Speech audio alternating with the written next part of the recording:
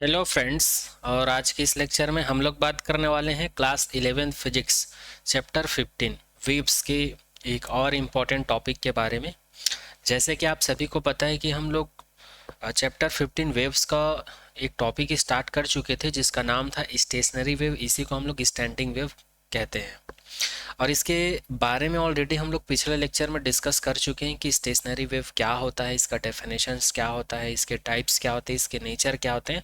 और string wave के लिए भी हम लोग कुछ कुछ प्रॉपर्टीज़ देखे थे, जैसे कि स्ट्रिंग वेव में जो स्टेशनरी वेव प्रोड्यूस होता है उसमें नोड्स क्या होते हैं, एंटी नोड्स क्या होते हैं, और नोड और एंटी नोड्स की पोजिशंस क्या होती है, फंडामेंटल फ्रिक्वेंसी क्या होती है। Already we have discuss about that in previous lecture और आज की इस लेक्चर में उसी को आगे बढ़ाने वाले हैं। आज फिर हम लोग स्टेशनरी वेव देखने वाले हैं, बट हम लोग स्ट्रिंग की जगह पर क्या देखने वाले हैं, ऑर्गन पाइप्स देखने वाले हैं। ठीक है, तो चलिए आज के लेक्चर को स्टार्ट करते हैं। आज हम लोग देखने वाले हैं stationary wave in organ pipes and air column. यहाँ पर स्पेलिंग मिस्टेक है, थोड़ा सा देख लीजिएगा, ये एयर है ना, एयर कॉलम और फ्लूट। तो जो स्टेशनरी वेव प्रोड्यूस होता है किसमें, ऑर्गन पाइप में। या जो फ्लूट होता है, बाउंसरी होता है, उसमें जो एयर कॉलम होता है उसमें वाइब्रेशंस की वजह से जो स्टेशनरी वेव प्रोड्यूस होता है उसी की आज हम लोग फंडामेंटल फ्रिक्वेंसी डिफाइन करने वाले हैं और उस वेव की, स्टेशनरी वेव की वेवलेंथ और वेलोसिटी के लिए फॉर्मूला डिराइव करने वाले हैं। तो चलिए स्टार्ट करते हैं। तो सबसे पहले हम लोग ये समझ लेते हैं कि ये ऑर्गन पाइप होता क्या चीज़ है। तो ऑर्गन पाइप एक इंस्ट्रूमेंटल जो म्यूजिकल इंस्ट्रूमेंट होता है। ऑर्गन पाइप क्या होता है, एक म्यूजिकल इंस्ट्रूमेंट होता है जिससे अलग अलग टाइप्स के म्यूजिक को क्रिएट किया जाता है। ठीक है, और अगर आप लोग ऑर्गन पाइप नहीं देख चुके हैं तो आप लोग फ्लूट को भी इमेजिन कर सकते हैं। दोनों मिलता जुलता ही एक म्यूजिकल इंस्ट्रूमेंट होता है। ऑर्गन पाइप क्या होता है, ये स्टील का या किसी मेटल का बना होता है और बहुत सारे साइज का जो ऑर्गन पाइप है उसको, उसके द्वारा अलग अलग बीट्स के म्यूजिकल साउंड प्रोड्यूस किया जाता है। और ये ऑर्गन पाइप जो है टू टाइप से होते हैं, एक क्लोज होता है, एक ओपन होता है। इसके बारे में हम लोग आगे डिस्कस करेंगे। तो चलिए सबसे पहले हम लोग ऑर्गन पाइप का डेफिनेशन देख लेते हैं। यदि 1 मार्क्स में आप लोग को पूछे तो आप लोग क्या लिखेंगे। It is an simplest musical instrument in which sound is produced by setting in air column into vibration like flute. तो ऑर्गन पाइप क्या होता है, एक म्यूजिकल इंस्ट्रूमेंट होता है जिसमें एयर कॉलम में वाइब्रेशंस की वजह से साउंड प्रोड्यूस होता है। क्या प्रोड्यूस होता है, साउंड प्रोड्यूस होता है। जैसे फ्लूट में जब हम लोग फूंक मारते हैं तो उसमें एयर कॉलम की वजह से साउंड प्रोड्यूस होता है, सेम वैसे ही इसमें भी क्या होता है, साउंड प्रोड्यूस होता है। और अगर ऑर्गन पाइप का स्ट्रक्चर हम लोग देखें तो ये कुछ इस प्रकार का दिखता है। यहाँ पर ये एम का मतलब होता है माउथ केविटी बोल सकते हो या माउथ पोर्शन बोल सकते हो, और ये शार्प एज है और इसको लिप एज बोलते हैं। और ये वाला जो पोर्शन है इसको ए से डिनोट किए, ये एयर कॉलम है। चलिए एक बार और बता देता हूँ कि एम का मतलब क्या है, बी का मतलब क्या है, एस का मतलब क्या है, एल का मतलब क्या है और ए का मतलब क्या है। ये इसी प्रकार का दिखाई देता है जो ऑर्गन पाइप का अगर इंटरनल स्ट्रक्चर हम लोग देखें या आउटर स्ट्रक्चर इस प्रकार का। और अलग अलग बीट्स की फ्रिक्वेंसी हमको प्रोड्यूस करने रहती है म्यूजिक के लिए। अब ये बीट्स क्या होता है आगे हम लोग इस टॉपिक के बाद बात करेंगे। तो अलग अलग बीट्स के अलग अलग टाइप्स के जो म्यूजिकल साउंड प्रोड्यूस करना रहते हैं वो इसके साइज के ऊपर डिपेंड करता है। चलिए आगे देखते हैं। तो यहाँ पर जो अभी स्ट्रक्चर दिखाया था मैं ऑर्गन पाइप का, उसमें एम का मतलब होता है माउथ पीस, बी का मतलब होता है स्लैंटिंग सरफेस बोलते हैं उसको। जो ऐसा कुछ सरफेस था ना इसको स्लैंटिंग सरफेस बोलते हैं। और यहाँ पर एस लिखा हुआ था, इसका मतलब शार्प एज है।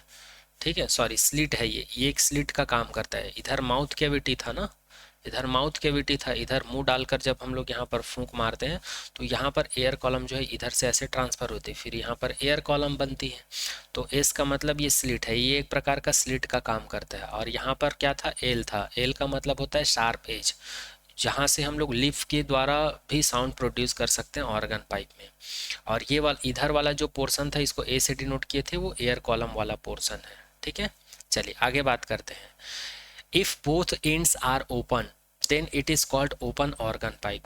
यदि कोई ऑर्गन पाइप है और अगर दोनों साइड ओपन है, ऑर्गन पाइप का दोनों पोर्शन अगर ओपन है तो इस प्रकार के ऑर्गन पाइप को हम लोग बोलते हैं open organ pipe. If one ends are open then it is called closed organ pipe. और अगर कोई ऑर्गन पाइप ऐसा ऑर्गन पाइप है जिसका एक साइड ओपन है और दूसरा एंड जो है क्या है, क्लोज्ड है। तो इस प्रकार के ऑर्गन पाइप को क्या कहा जाता है, क्लोज्ड ऑर्गन पाइप कहा जाता है। इसी को कुछ देर पहले मैंने बताया था, ऑर्गन पाइप का डेफिनेशन बताने से जस्ट पहले बताया था कि मैं ऑर्गन पाइप जो है टू टाइप्स के होते हैं, एक ओपन ऑर्गन पाइप होता है और एक क्लोज्ड ऑर्गन पाइप होता है। तो इस चीज़ का ध्यान रखिएगा, ओपन का मतलब क्या है, क्लोज्ड का मतलब क्या है। कुछ लोग क्लोज्ड का मतलब दोनों तरफ क्लोज समझ लेते हैं, ऐसा नहीं है। अगर दोनों तरफ ओपन है तो इसको ओपन ऑर्गन पाइप कहेंगे, और अगर एक तरफ बंद है और एक तरफ खुला हुआ है, ओपन है, तो इस प्रकार के ऑर्गन पाइप को हम लोग क्या कहेंगे, क्लोज्ड ऑर्गन पाइप कहेंगे। अब चलिए हम लोग वन बाय वन करके सारा डिटेल डिस्कस करते हैं। सबसे पहले हम लोग ओपन ऑर्गन पाइप की बात करेंगे। Analytical treatment of stationary wave in open pipe. हमारे पास एक ओपन पाइप है या ओपन ऑर्गन पाइप है, इसके लिए हम लोग एनालिटिक ट्रीटमेंट देखेंगे, अर्थात यहाँ पर इसके लिए फंडामेंटल फ्रीक्वेंसी देखेंगे, नोट्स, एंटी नोट्स, पोजीशंस, इन सभी के बारे में डिस्कस करेंगे। तो चलिए हम लोग कंसिडर कर लेते हैं, ये हमारे पास एक ऑर्गन पाइप है जो कि दोनों एंड से कैसा है, ये ओपन दिखाई दे रहा है। और अगर हम लोग इसके पोजीशंस की लेंथ की बात करें तो ये लेंथ एल है। अगर मैं इस पॉइंट पर अगर x का वैल्यू लूँ तो मैं कंसिडर कर लेता हूँ x इज इक्वल्स टू 0 है और इसकी लेंथ कितनी l है, तो इस पॉइंट पर x का वैल्यू क्या हो जाएगा, x is equals to l हो जाएगा, और दोनों तरफ क्या है, ओपन है। तो जब यहाँ पर हम लोग म्यूजिकल साउंड प्रोड्यूस करवाते हैं, जब हम लोग इसमें एयर कॉलम के थ्रू साउंड प्रोड्यूस करवाते हैं, तो हम लोगों को कुछ इस प्रकार का पैटर्न दिखाई देता है, जो कि हम लोग स्ट्रिंग वेव में ऑलरेडी डिस्कस कर चुके हैं। जिन लोग इस लेक्चर को पहली बार देख रहे हैं, प्लीज़ आप लोग इससे पहले वाले लेक्चर को जरूर देखें, तभी ये वाला कॉन्सेप्ट समझ में आएगा कि यहाँ पर ये एन क्या है, ए क्या है, एक्स इज इक्वल्स टू 0 क्यों लिए हैं, x is equals to l क्यों लिए हैं, एल बाई 2 क्यों लिए, सारा चीज़ आप लोग को पिछला लेक्चर देखोगे तभी समझ में आएगा। चलिए आगे बात करते हैं। तो ये रहा हम लोग के पास एक ऑर्गन पाइप है जो कि दोनों तरफ से ओपन है, जिसकी लेंथ कितनी एल है। जैसे हम लोग इसमें साउंड प्रोड्यूस करवाते हैं, तो साउंड प्रोड्यूस क्यों क्यों होता है, एयर कॉलम की वजह से होता है। एयर कॉलम में क्या होता है, वाइब्रेशन, पार्टिकल में वाइब्रेशंस की वजह से वेव प्रोड्यूस होता है, जिसकी पोजीशन जो है, वेव फंक्शन जो है, या नोड और एंटी नोड जो है, कुछ इस प्रकार से दिखाई देता है। जैसे कि हम लोग थोड़ा सा कम साउंड प्रोड्यूस करवाएंगे तो उस सिचुएशंस में हम लोग को कुछ इस प्रकार का वेव पैटर्न दिखेगा। अच्छा, एक चीज़ और बता देता हूँ, ओपन ऑर्गन पाइप का केस जब भी, ओपन ऑर्गन पाइप का केस जब भी आप लोग को दिखाई दे, तो याद रखना, अगर हम लोग डिस्प्लेसमेंट या एम्पलीट्यूड की बात करें तो एंड पॉइंट पे हमेशा मैक्सिमम होगा, अर्थात एंड पॉइंट पे हमेशा हम लोग को एंटी नोड्स पॉइंट मिलेंगे। एंटी नोड्स क्या होते हैं, एक ऐसा पॉइंट होता है एंटी नोड जहाँ पर पार्टिकल्स की डिस्प्लेसमेंट या एम्पलीट्यूड क्या होती है, मैक्सिमम होती है। तो यहाँ पर ए का मतलब एम्पलीट्यूड नहीं है, ए का मतलब एंटी नोड्स है, ठीक है। और एंटी नोड्स, नोड्स क्या होता है, ऑलरेडी हम लोग डिस्कस कर चुके हैं। तो इसी चीज़ को यहाँ पर दिखाया गया है। ये एक ऑर्गन पाइप है, ये इसका एंड पॉइंट है, ये इसका एंड पॉइंट है, और इस ऑर्गन पाइप को एक्स एक्सिस के अलोंग हम लोग सेटअप करे हुए हैं, ठीक है। इसलिए यहाँ पर ये एक्स लिखा हुआ है, और यहाँ पर जो एयर कॉलम है, इसका जो मूवमेंट है अलोंग एक्स एक्सिस है, इस चीज़ को भी इंडिकेट कर रहा है। तो इस ऑर्गन पाइप के एंड पॉइंट पर जो वेव का डिस्प्लेसमेंट या एम्पलीट्यूड है वो मैक्सिमम होता है, अर्थात यहाँ पर हम लोग को एंटी नोड्स मिलेगा और यहाँ पर एंटी नोड्स मिलेगा, और एक वेव जो है इस प्रकार से ट्रैवल कर रही है और दूसरा वेव जो है कुछ इस प्रकार से ट्रैवल कर रही है, दोनों एक दूसरे को यहाँ पर कट कर रहे हैं, तो यहाँ पर हम लोग को मिल जाएगा नोड पॉइंट। और अगर हम लोग एक्स कोऑर्डिनेट की वैल्यू की बात करें तो यहाँ पर एक्स का वैल्यू क्या हो जाएगा, यहाँ पर हो जाएगा 0, और यहाँ पर एक्स का वैल्यू क्या हो जाएगा, एल। इसी प्रकार अगर हम लोग नेक्स्ट केस की बात करें तो यहाँ पर x इज इक्वल्स टू 0, यहाँ पर x is equals to l, यहाँ पर हम लोग को एक नोट पॉइंट मिलेगा और यहाँ पर एक नोट पॉइंट मिलेगा, ये तो तय है। जैसे कि इससे पहले वाले स्ट्रिंग में हम लोग देखे थे, हम लोग को एंड पॉइंट पर क्या मिल रहा था, हमेशा नोड ही मिल रहा था, ठीक है। बट यहाँ पर हम लोग को एंड पॉइंट पर क्या मिल रहा है, एंटी नोड्स मिल रहा है। उसके बाद यहाँ पर हम लोग को नोड मिलेगा, यहाँ पर नोड मिलेगा और यहाँ पर एंटी नोड। और अगर हम लोग एंटी नोड नोड की पोजीशंस की बात करें तो इस वाले नोड का position x is equals to 0 होगा, इस वाले एंटी नोड है ना ये, और ये वाले नोड का पोजीशन हो जाएगा l/4, इसी प्रकार इसका l/2, 3l/4, और ये x is equals to l। अच्छा, कुछ लोगों को कन्फ्यूजन हो रहा होगा, ये l/2, l/4, l/2, 3l/4 ये सब मैं कैसे कहाँ से ले रहा हूँ।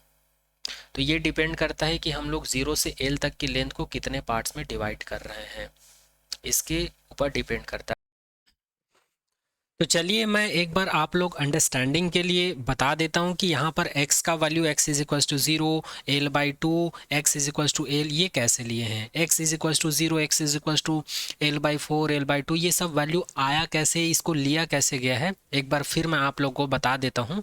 ठीक है, वैसे ऑलरेडी मैं बता चुका हूँ, फिर भी आप लोग के अंडरस्टैंडिंग के लिए एक बार और बता देता हूँ।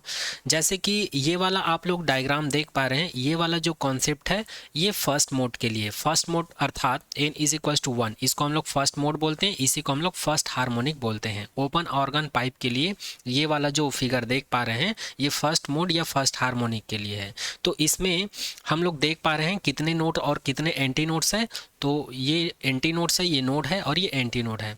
तो यहाँ पर x इज इक्वल्स टू 0 से x is equals to l को कितने पार्ट्स में डिवाइड किया गया है, तो एक नोड और एक एंटी नोड के बीच को हम लोग वन पार्ट कंसीडर कर लेते हैं और एक नोड और एक एंटी नोड इसको हम लोग सेकेंड पार्ट कंसीडर कर लेते हैं। तो यहाँ पर 0 से लेकर l इसको टोटल कितने पार्ट्स में डिवाइड किया गया है, फर्स्ट और सेकेंड पार्ट में डिवाइड किया गया है। और यहाँ पर जो एंटी नोड बन रहा है ये x का 0 का वैल्यू है और यहाँ पर एंटी नोड बन रहा है ये x का l वाला वैल्यू है। तो ये सेंटर में इसको हम लोग टोटल दो पार्ट में डिवाइड किए हैं, तो ये हो जाएगा 0 और टोटल लेंथ कितना है l/2 हो जाएगा, टू पार्ट में डिवाइड किए इसलिए l/2, तो ये हो जाएगा 0, 1l/2, 2l/2, तो 2l/2 को हम लोग क्या लिख सकते हैं, l लिख सकते हैं, इसलिए हो गया 0, l/2 और l हो गया। उसी प्रकार ये वाला जो डायग्राम देख पा रहे हैं ये सेकेंड मोड के लिए है, ये किसके लिए है, सेकेंड मोड, या इसी को हम लोग सेकेंड हार्मोनिक कहते हैं। अब यहाँ पर जो ऑर्गन पाइप है इसका लेंथ कितना है, 0 से l तक है। इसको कितने पार्ट्स में डिवाइड किया गया है, 1 2 3 4 पार्ट में डिवाइड किया गया। अब हमको कैसे पता चला कि सेकेंड मोड या सेकेंड हार्मोनिक में 4 पार्ट में इसको डिवाइड किया गया, तो आप लोग देख सकते हैं ये एंटी नोड है, नोड है, anti node, node, anti node, इस प्रकार से यहाँ पर कितने पार्ट्स हैं, 1 2 3 4 पार्ट्स हैं। हम लोग यहाँ पर पार्ट्स कैसे डिवाइड कर रहे हैं, यहाँ पर जस्ट x का वैल्यू लिया गया है, इसको याद रखने का या निकालने का यहाँ पर मैं ट्रिक बता रहा हूँ, मेथड बता रहा हूँ कि ये आप लोग को कैसे दिमाग में रखना है। तो इसको कितने पार्ट में डिवाइड किया गया, 4 पार्ट में। तो यहाँ पर हम लोग को यहाँ पर ये जो l/4 l/2 है ये कैसे आ जाएगा, तो ये हो जाएगा 4 पार्ट में डिवाइड किया गया। तो फर्स्ट वैल्यू हम लोग को क्या मिलता है, x का 0, दूसरा पार्ट हम लोग को क्या मिलेगा, ये जो 4 पार्ट में डिवाइड किए हैं तो इसका फर्स्ट वाला पार्ट कितना हो जाएगा, l/4 हो जाएगा। क्यों, क्योंकि हम लोग इसको 4 पार्ट में डिवाइड किए हैं। जैसे कि एक रोटी होता है, इस रोटी को अगर हम लोग 4 टुकड़े में डिवाइड करते हैं, 1 2 3 ऐसे करके, तो इसका जो पहला हिस्सा होता है ये टोटल 4 हिस्से का पहला भाग होता है, तो इसको हम लोग क्या लिखते हैं, l/4 लिखते हैं। और अगर इस रोटी को मैं 3 टुकड़े में डिवाइड करता हूँ, 3 टुकड़े में डिवाइड करता हूँ, 1 2 3, तो अगर मैं एक टुकड़े को देखूं तो एक टुकड़ा जो है तीसरे का पहला हिस्सा होता है, 3 टुकड़े का पहला हिस्सा होता है। सेम वैसे ही यहाँ पर सेकेंड मोड के लिए अगर हम लोग बात करें तो 0 से l इसको टोटल 4 पार्ट में डिवाइड किए हैं, तो यहाँ पर x का वैल्यू क्या हो जाएगा, 0, और ये क्या है, फर्स्ट हिस्सा, पहला पार्ट है, तो पहला पार्ट कितना हो जाएगा, टोटल 4 हिस्से का पहला पार्ट है, तो 1l/4 हो जाएगा। उसी प्रकार दूसरा पार्ट क्या हो जाएगा, 2l/4 हो जाएगा, मतलब 4 भाग का दूसरा हिस्सा होगा। उसी प्रकार ये वाला पार्ट क्या हो जाएगा, 3l/4, उसी प्रकार ये वाला क्या हो जाएगा, 4l/4 हो जाएगा। तो 4 और 4 कैंसिल आउट हो जाएगा तो l ही मिलेगा। तो इस प्रकार से हम लोग को नोड और एंटी नोड का पोजीशंस मिल जाएगा सेकेंड मोड या सेकेंड हार्मोनिक के लिए, 0 l/4 2l/4 3l/4 और l मिल जाएगा। यहाँ पर 4l/4 होता है लेकिन 4 4 कैंसिल आउट होकर यहाँ पर हम लोग को l मिल जाता है, तो ये 0 मिल गया और ये l मिल गया। इसी प्रकार अगर हम लोग थर्ड मोड या थर्ड हार्मोनिक की बात करें, थर्ड हार्मोनिक की बात करें तो यहाँ पर इसको 0 से l जो है डिस्टेंस या लेंथ जो है ऑर्गन पाइप का, इसको कितने पार्ट्स में डिवाइड किया गया है, 1 2 3 4 5 6 पार्ट में डिवाइड किया गया है। ये है 0 से l। यहाँ पर anti node, node, anti node, node, anti node, node, antinode, ये first part, second part, third part, 4 part, 5th part, 6 part. तो यहाँ पर x का वैल्यू क्या हो जाएगा, 0, 1l/6 हो जाएगा। अब 6 पार्ट में है ना, तो 1l/6 2l/6 3l/6 4l/6 और 5l/6 और 6l/6, बट ये और ये कटेगा तो हमको मिल जाएगा l। तो ये मिल गया 0 से l तक का हमको नोड्स और एंटी नोड्स का पोजीशन। आई होप अब आप लोग को ये समझ में आ गया होगा कि यहाँ पर x is equals to l/2 l/4 l3 l/4 ये सब कैसे लिखा हुआ है, ये सब इसी कॉन्सेप्ट से यहाँ पर लिखा हुआ है। अब आगे हम लोग का टारगेट रहेगा ओपन ऑर्गन पाइप के लिए। यहाँ पर एयर कॉलम की वजह से यहाँ पर हम लोग को म्यूजिकल साउंड मिल रहा है और स्टेशनरी वेव मिल रहा है। तो उस स्टेशनरी वेव का ओपन ऑर्गन पाइप के लिए वेव लेंथ कितना होगा, वेव लेंथ कितना होगा और लेंथ कितना होगा, ऑर्गन पाइप का वेव लेंथ के रिस्पेक्ट में लेंथ कितना होगा, और यहाँ पर जो स्टेशनरी वेव प्रोड्यूस हो रही है उसकी फ्रीक्वेंसी कितनी होगी। इसके लिए हम लोग डेरिवेशन फाइंड आउट करेंगे। तो डेरिवेशन फाइंड आउट करने के लिए यहाँ पर फर्स्ट वाले डायग्राम को देखिए, हम लोग कंसीडर कर लेते हैं ये वाला जो वेव है, ये वाला जो वेव आप लोग देख पा रहे हैं ये पॉजिटिव एक्स एक्सिस के अलॉन्ग मूव कर रहा है। तो इसको हम लोग कुछ देर के लिए इंसिडेंट वेव कंसीडर कर लेते हैं। और ये वाला जो वेव देख पा रहे हैं ये इस डायरेक्शन में मूव कर रहा है, ऐसा हम लोग कंसीडर कर लेते हैं। अर्थात मैं इसको कुछ देर के लिए रिफ्लेक्टेड वेव कंसीडर कर लेता हूँ। तो ये रिफ्लेक्टेड वेव जो है निगेटिव एक्स एक्सिस में मूव कर रहा है और ये जो ये वाला जो वेव है ये पॉजिटिव एक्स एक्सिस में मूव कर रहा है। बट यहाँ पर फेस में किसी भी प्रकार का चेंजेस देखने को नहीं मिल रहा है। फेस में चेंज कब होता, जब इधर क्लोज होता या फिर इधर क्लोज होता, जैसे कि स्ट्रिंग वाले केस में देखने को मिल रहा था। जैसे कि ये एक बाउंड्री है और कोई वेव अगर इधर ऐसे ट्रैवल कर रही है तो इससे टकराने के बाद ये यहाँ से रिफ्लेक्ट होती तो यहाँ पर फेस चेंज देखने को मिलता है। बट यहाँ पर कोई बाउंड्री है ही नहीं तो यहाँ पर फेस में चेंज नहीं होगा। तो यहाँ पर ये डिस्प्लेसमेंट है इंसिडेंट वेव के लिए और ये रिफ्लेक्टेड वेव के लिए डिस्प्लेसमेंट है। तो डिस्प्लेसमेंट इक्वेशन आगे हम लोग लिख सकते हैं कुछ इस प्रकार से। हम लोग कंसीडर कर लिए हैं जो इंसिडेंट वेव था उसके लिए डिस्प्लेसमेंट इक्वेशन कुछ ऐसा होगा, y i is equals to A sine omega T minus के एक्स, इसको इक्वेशन नंबर 1 कंसीडर कर लेते हैं। और जो रिफ्लेक्टेड वेव था इसको हम लोग लिख सकते हैं y r is equals to plus a sine omega T plus के एक्स। यहाँ पर इसको हम लोगों ने निगेटिव ले रखा है क्योंकि ऑलरेडी हम लोग पढ़ चुके हैं पिछले लेक्चर में कि कोई भी वेव अगर पॉजिटिव एक्स एक्सिस में ट्रैवल कर रहा है तो उसके लिए हम लोग यहाँ पर नेगेटिव इस्तेमाल करते हैं, और कोई भी वेव अगर नेगेटिव एक्स एक्सिस के अलॉन्ग मूव कर रहा है तो यहाँ पर पॉजिटिव हो जाता है। और पिछले लेक्चर में हम लोग स्ट्रिंग वेव के लिए यहाँ पर नेगेटिव ले रखे थे क्योंकि वहाँ पर स्ट्रिंग वेव में फेस में चेंज हो रहा था, बट यहाँ पर फेस में चेंज नहीं हो रहा है, केवल डायरेक्शन अपोजिट है, इसलिए यहाँ पर पॉजिटिव है। इसी चीज़ को यहाँ पर मैं लिख दिया हूँ, here no phase reversal in reflected wave because both sides have open no boundation. Boundation ये बॉन्डेशन है, यहाँ पर एन आएगा, इसको थोड़ा सा करेक्ट कर लीजिएगा। तो ये मिल गया हमको इक्वेशन नंबर 1 और इक्वेशन नंबर 2। आई होप यहाँ तक आप सभी को समझ में आ गया होगा। एक बार और रिपीट कर देता हूँ, यहाँ पर जो इंसिडेंट वेव है, इंसिडेंट वेव ये है और वहाँ पर कोई बाउंड्री नहीं है क्योंकि ऑर्गन पाइप दोनों साइड से ओपन है, इसलिए जो रिफ्लेक्टेड वेव है इसमें किसी भी प्रकार का फेस में चेंज नहीं हो रहा है, केवल डायरेक्शन अपोजिट है। अब हम लोग क्या करते हैं, सुपर पोजिशन प्रिंसिपल लगाते हैं, y net is equals to y i plus y r, और इक्वेशन नंबर 1 और इक्वेशन नंबर 2 का वैल्यू हम लोग यहाँ पर पुट कर देते हैं। इस इक्वेशंस का वैल्यू यहाँ पर पुट कर देते हैं तो हमको कुछ ऐसा मिलेगा, ए साइन ओमेगा टी माइनस के X plus sine omega T plus के एक्स। अब हम लोग को पता है फॉर्मूला, कौन सा फार्मूला पता है भाई, साइन ए माइनस बी। हम लोग पिछले लेक्चर में भी देख चुके हैं ये formula. Sign A minus B को हम लोग क्या लिख सकते हैं, sign A cos B minus cos A sine B लिख सकते हैं। उसी प्रकार साइन ए प्लस बी का भी फार्मूला होता है, इसको हम लोग क्या लिख सकते हैं, sign A cos B plus cos A sine B लिख सकते हैं। तो इसी फार्मूला का यहाँ पर इस्तेमाल करेंगे और इसको हम लोग एक्सपेंड करेंगे तो हम लोग को कुछ ऐसा मिल जाएगा, Y net is equals to A sine omega T cos के X minus cos omega T sine K X plus sine omega T cos के X plus cos omega T sine K x मिल जाएगा। ठीक है, चलिए आगे बात करते हैं। अब यहाँ पर हम लोग अगर ध्यान से देखें तो साइन ओमेगा टी कॉस के x, sign omega T cos के एक्स इसको देखो, और साइन ओमेगा टी के कॉस के एक्स, ये दोनों सेम क्वांटिटीज़ है तो ये दोनों ऐड हो जाएगा तो हमको मिल जाएगा 2a sine omega T cos के एक्स। और ये वाला जो पैरामीटर है और ये वाला जो पैरामीटर, दोनों पैरामीटर सेम है बट ये निगेटिव है ये पॉजिटिव है, तो ये दोनों कैंसिल आउट हो जाएगा, ये दोनों कैंसिल आउट हो जाएगा। ठीक है, तो हम लोग को नेट डिस्प्लेसमेंट कितना मिल गया, y net is equals to 2a sine omega T cos के एक्स मिल जाएगा। इसको इक्वेशन नंबर 3 कंसीडर कर लेते हैं। अब आगे बात करते हैं, अब यहाँ पर हम लोग कुछ कंडीशंस अप्लाई करते हैं। वो कंडीशंस क्या है, ऑर्गन पाइप के केस में जब x का वैल्यू 0 था तब भी हम लोग को क्या मिल रहा था, एंटी नोड मिल रहा था, तब भी क्या मिल रहा था, एंटी नोड, अर्थात यहाँ पर डिस्प्लेसमेंट क्या होगा, मैक्सिमम होगा। और जब x का वैल्यू l था, x का वैल्यू क्या था, l था, तब भी हम लोग को क्या मिल रहा था, एंटी नोड मिल रहा था, अर्थात यहाँ पर भी नेट डिस्प्लेसमेंट क्या होगा, मैक्सिमम होगा, क्योंकि ऑलरेडी हम लोग पढ़ चुके हैं एंटी नोड एक ऐसा पॉइंट होता है जहाँ पर डिस्प्लेसमेंट और एम्पलीट्यूड क्या होता है, मैक्सिमम होता है, और नोड पॉइंट एक ऐसा पॉइंट होता है जहाँ पर पार्टिकल का डिस्प्लेसमेंट या एम्पलीट्यूड क्या होता है, मिनिमम होता है।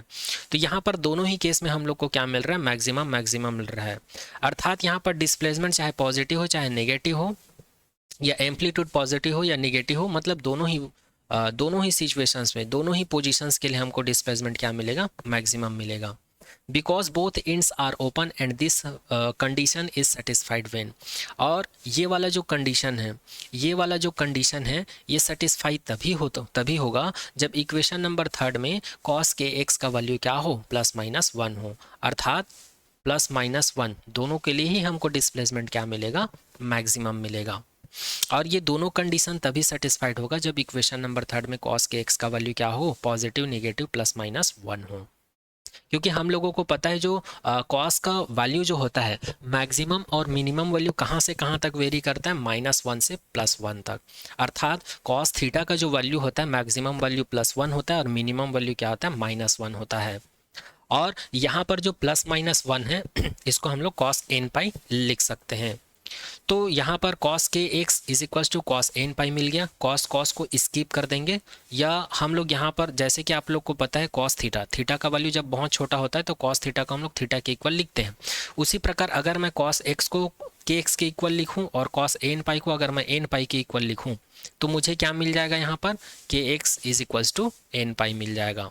अब मुझे पता है यहाँ पर x का वैल्यू 0 को नहीं ले रहा हूँ, x is equals to l को ले रहे हैं, क्यों, क्योंकि इस इक्वेशंस में अगर मैं x के वैल्यू को 0 ले लूँगा तो ये वैल्यू पूरा ही 0 हो जाएगा, इसलिए यहाँ पर x के वैल्यू को मैं l पुट कर देता हूँ, और k का वैल्यू तो हम लोग को पता है ऑलरेडी प्रोपगेशन कांस्टेंट होता है, तो इसका वैल्यू होता है 2π/λ, तो इस वैल्यू को k को रिप्लेस कर देता हूँ 2π/λ से, और x को मैं रिप्लेस कर देता हूँ l से। अच्छा, कुछ लोगों को अभी भी कन्फ्यूज़न हो रहा होगा कि ये +-1 को मैं cos n पाई क्यों लिखा हूँ, क्योंकि cos n पाई, n के जगह अगर मैं 1 रखूँ तो यहाँ पर cos पाई हो जाएगा, पाई का वैल्यू -1 हो जाएगा। उसी प्रकार n के जगह पर अगर मैं 2 रखूँ, ठीक है, cos 2 पाई हो जाएगा, तो इसका वैल्यू क्या होता है, cos 2 पाई का वैल्यू क्या होता है, cos पाई का वैल्यू जो होता है -1 होता है, ठीक है, और cos 2 पाई का वैल्यू +1 हो जाएगा।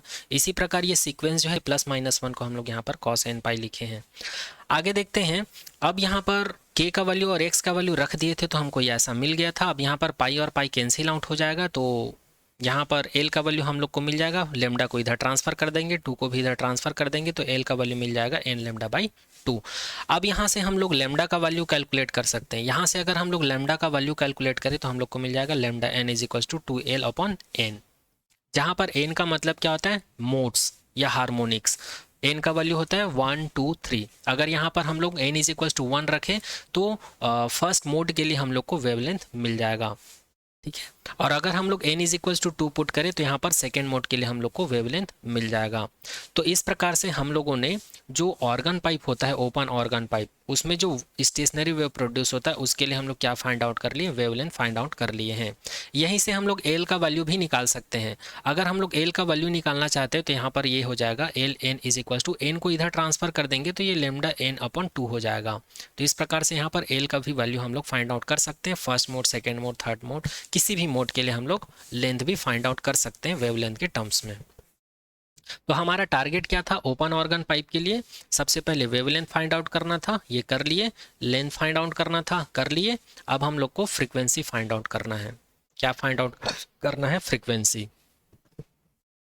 Since we know that the speed of longitudinal wave और साउंड वेव इन एयर और गैस, अब हम लोगों को पता है जो लॉन्गिट्यूडिनल वेव होता है इसका जो स्पीड का फॉर्मूला होता है एयर या गैस में, वो स्पीड का फॉर्मूला कितना होता है, v is equals to √Γ/P/ρ is equals to √K/ρ। ये जो Γ/P/ρ है इसको हम लोग K/ρ के टर्म्स में भी लिख सकते हैं। अच्छा, कुछ लोगों को कन्फ्यूज़न हो रहा होगा कि ये फार्मूला अचानक से कहाँ से आ गया, तो इसका डेरिवेशन आप लोग अभी तक नहीं किए हैं। हो सके तो आने वाले नेक्स्ट लेक्चर में मैं कोशिश करूं इसका डेरिवेशंस निकालने की। एक इससे पहले वाले लेक्चर में एक और फार्मूला पढ़े थे हम लोग, ट्रांसवर्स वेव का स्पीड स्ट्रिंग में, उसके लिए भी स्पीड का फार्मूला हम लोग डायरेक्ट यूज़ किए थे। उसी प्रकार यहाँ पर लॉन्गिट्यूडिनल वेव के लिए भी हम लोग क्या करेंगे, डायरेक्ट वेलोसिटी का फार्मूला यूज़ करेंगे। ये फार्मूला आप लोगों को याद रखना पड़ेगा, वैसे भी ये आप लोग के सिलेबस से रिलेटेड है, इसका डेरिवेशन इसलिए नहीं कराया गया है, और हो सके तो आने वाले नेक्स्ट लेक्चर में मैं कोशिश करूंगा। तो ये फार्मूला आप लोगों को यहाँ पर याद रखना है कि लॉन्गिट्यूडिनल वेव का जो स्पीड होता है एयर में वो इतना होता है, जहाँ पर पी का मतलब होता है प्रेशर, रो का मतलब होता है डेंसिटी, और गामा का मतलब होता है ये कांस्टेंट वैल्यू होता है सीपी अपन सीवी। सीपी का मतलब क्या होता है, specific capacity, specific heat capacity at constant pressure, specific heat capacity at constant volume. ये ऑलरेडी हम लोग डिस्कस कर चुके हैं थर्मोडायनामिक्स वाले चैप्टर में। और यहाँ पर के का मतलब होता है बल्क मॉडुलस, ठीक है। तो ये फार्मूला हम लोग को याद रखनी पड़ेगी। और एक फार्मूला और हम लोग को पता है, जो फ्रीक्वेंसी होता है, वेलोसिटी होता है, और जो वेवलेंथ होता है, इनके बीच का जो रिलेशन होता है ये कुछ ऐसा होता है, nu is equals to v upon lambda. अब हम लोग क्या करेंगे, ये जो इक्वेशन नंबर 5 है और इक्वेशन नंबर 4 है और इक्वेशन नंबर 6 का यूज़ करेंगे। कैसे यूज़ करेंगे, यहाँ पर ये जो वेलोसिटी का जो वैल्यू है इक्वेशन नंबर 5 से लाकर पुट करेंगे, ठीक है। और ये जो इक्वेशन नंबर 4 का वैल्यू उसको यहाँ पर लाकर पुट करेंगे, तो हम लोग को मिल जाएगा nu n is equal to 1 upon 2l upon n under root के अपॉन रो मिल जाएगा, ठीक है। अब इसी को रीअरेंज करके लिखेंगे तो हम लोग को मिल जाएगा nu n is equal to n upon 2 lambda under root के अपॉन रो मिल जाएगा। अब इसी को अगर हम लोग मोड्स के लिए लिखें, फर्स्ट मोड के लिए लिखेंगे तो यहाँ पर n is equals to 1 put करेंगे तो हमको मिल जाएगा nu 1 is equals to 1 upon 2l under root के अपॉन रो मिल जाएगा। इसको हम लोग न्यू कंसीडर कर लेते हैं। इसी प्रकार सेकेंड मोड के लिए निकालेंगे तो nu 2 is equals to 2 nu मिल जाएगा। इसी प्रकार थर्ड मोड के लिए निकाल सकते हैं। इसी प्रकार ये प्रोसेस जो है चलता रहेगा। तो इस प्रकार से हम लोग ऑर्गन पाइप का जो कॉन्सेप्ट है इसको कंप्लीट कर लिए हैं। हम लोगों ने ऑर्गन पाइप के अंदर में क्या देखा, सबसे पहले ऑर्गन पाइप होता क्या है, ओपन ऑर्गन पाइप क्या होता है ये देखें। उसके बाद इसमें जो वेव प्रोड्यूस होता है एयर कॉलम की वजह से स्टेशनरी वेव, उसका कॉन्सेप्ट देखें। इसमें नोट्स और एंटी नोट्स बनता है, उसका पोजिशंस देखें, अर्थात एक्स का वैल्यू देखें वो कैसे कैसे बनता है। उसके बाद हम लोगों ने जो स्टेशनरी वेव है ऑर्गन पाइप के थ्रू जो बनता है उसमें उसका वेव लेंथ का फॉर्मूला देखे, उसके बाद लेंथ देखे, उसके बाद हम लोग फ्रीक्वेंसी देखे, उसके बाद मोड्स देखे। तो यहाँ पर जो ओपन ऑर्गन पाइप का जो कॉन्सेप्ट है कंप्लीट होता है। अब आगे हम लोग बात करेंगे analytic treatment of stationary wave in closed organ pipe. अब हम लोग क्लोज्ड ऑर्गन पाइप के बारे में देखेंगे। ऑलरेडी मैं आप लोग को बता चुका हूँ क्लोज्ड ऑर्गन पाइप एक ऐसा ऑर्गन पाइप होता है जिसका एक एंड्स क्या होता है, क्लोज्ड होता है, और दूसरा एंड्स क्या होता है, ओपन होता है। तो कंसीडर कर लेते हैं ये हमारे पास एक ऑर्गन पाइप है और इस ऑर्गन पाइप का जो लेंथ है ये एल है, ये क्लोज्ड एंड है, और यहाँ पर एक्स का वैल्यू हम लोग 0 ले रखे हैं और यहाँ पर एक्स का वैल्यू एल ले रखे हैं, ठीक है, दूसरे एंड का। अब इसमें जो एयर कॉलम की वजह से जो स्टेशनरी वेव प्रोड्यूस होता है वो कुछ इस प्रकार से दिखता है हम लोगों को। तो हम लोग ये कंसीडर कर लेते हैं कि ये एक ऑर्गन पाइप है एल लेंथ का, ये एंड पॉइंट है। तो एंड पॉइंट पर हमेशा क्या मिलेगा, हम लोग को नोड मिलेगा, ठीक है। एंड पॉइंट पर हमेशा हमको नोड मिलेगा और जिधर ओपन रहेगा वहाँ पर हम लोगों को क्या मिलेगा, एंटी नोड्स मिलेगा। तो यहाँ पर ये वाला जो फिगर देख पा रहे हैं ये फर्स्ट मोड के लिए है, ये इसको हम लोग फर्स्ट हार्मोनिक बोल सकते हैं। और यहाँ पर ये ऑर्गन पाइप का लेंथ कितना ले रखे हैं, 0 से L ले रखे हैं, और यहाँ पर केवल एक नोड और एक एंटी नोड बन रहा है। तो यहाँ पर कितना पार्ट हुआ, केवल सिंगल पार्ट हुआ, 1 पार्ट हुआ, ठीक है। तो यहाँ पर अगर पोजीशंस की बात करें नोड और एंटी नोड की तो ये हो जाएगा 0 और L। तो यहाँ पर 0 और L क्या हो जाएगा, एंटी नोड और नोड का पोजीशन हो जाएगा। आगे बात करते हैं, अगर हम लोग सेकेंड मोड की बात करें, सेकेंड मोड या इसी को फर्स्ट ओवरटोन कहा जाता है, इसको आप लोग सेकेंड हार्मोनिक मत बोलिएगा, ये ओवरटोन है, यहाँ पर सेकेंड हार्मोनिक बन ही नहीं रहा है, ठीक है। तो ये इसीलिए यहाँ पर मैं फर्स्ट ओवरटोन लिखा हूँ। तो आगे बात करते हैं, तो यहाँ पर सेकेंड मोड में जो एल लेंथ है इसको कितने पार्ट्स में हम लोग डिवाइड कर सकते हैं, node anti node first part, second part, third part. तो 0 से एल लेंथ जो है ऑर्गन पाइप का लेंथ, इसको हम लोग कितने पार्ट्स में डिवाइड करेंगे, फर्स्ट, सेकेंड और थर्ड पार्ट में। तो यहाँ पर नोड और एंटी नोड का पोजीशंस क्या हो जाएगा, x is equal to 0, 1l/3, 2l/3 और 3l/3 हो जाएगा। बट 3 और 3 कैंसिल आउट हो जाएगा तो हमको फिर से क्या मिल जाएगा, l मिल जाएगा। ठीक है, 3 और 3 कैंसिल आउट हो जाएगा, तो फिर से हमको क्या मिल जाएगा, एल मिल जाएगा। ठीक, चलिए आगे बात करते हैं। तो ये हो गया सेकेंड मोड। अब थर्ड मोड की बात करते हैं। तो थर्ड मोड में क्या हो जाएगा, n इज इक्वल टू 3 हो जाएगा, और यहाँ पर इसको हम लोग बोलेंगे सेकेंड हार्मोनिक। यहाँ पर फर्स्ट ओवर टोन मिला था, अब हम लोग को मिलेगा सेकेंड हार्मोनिक।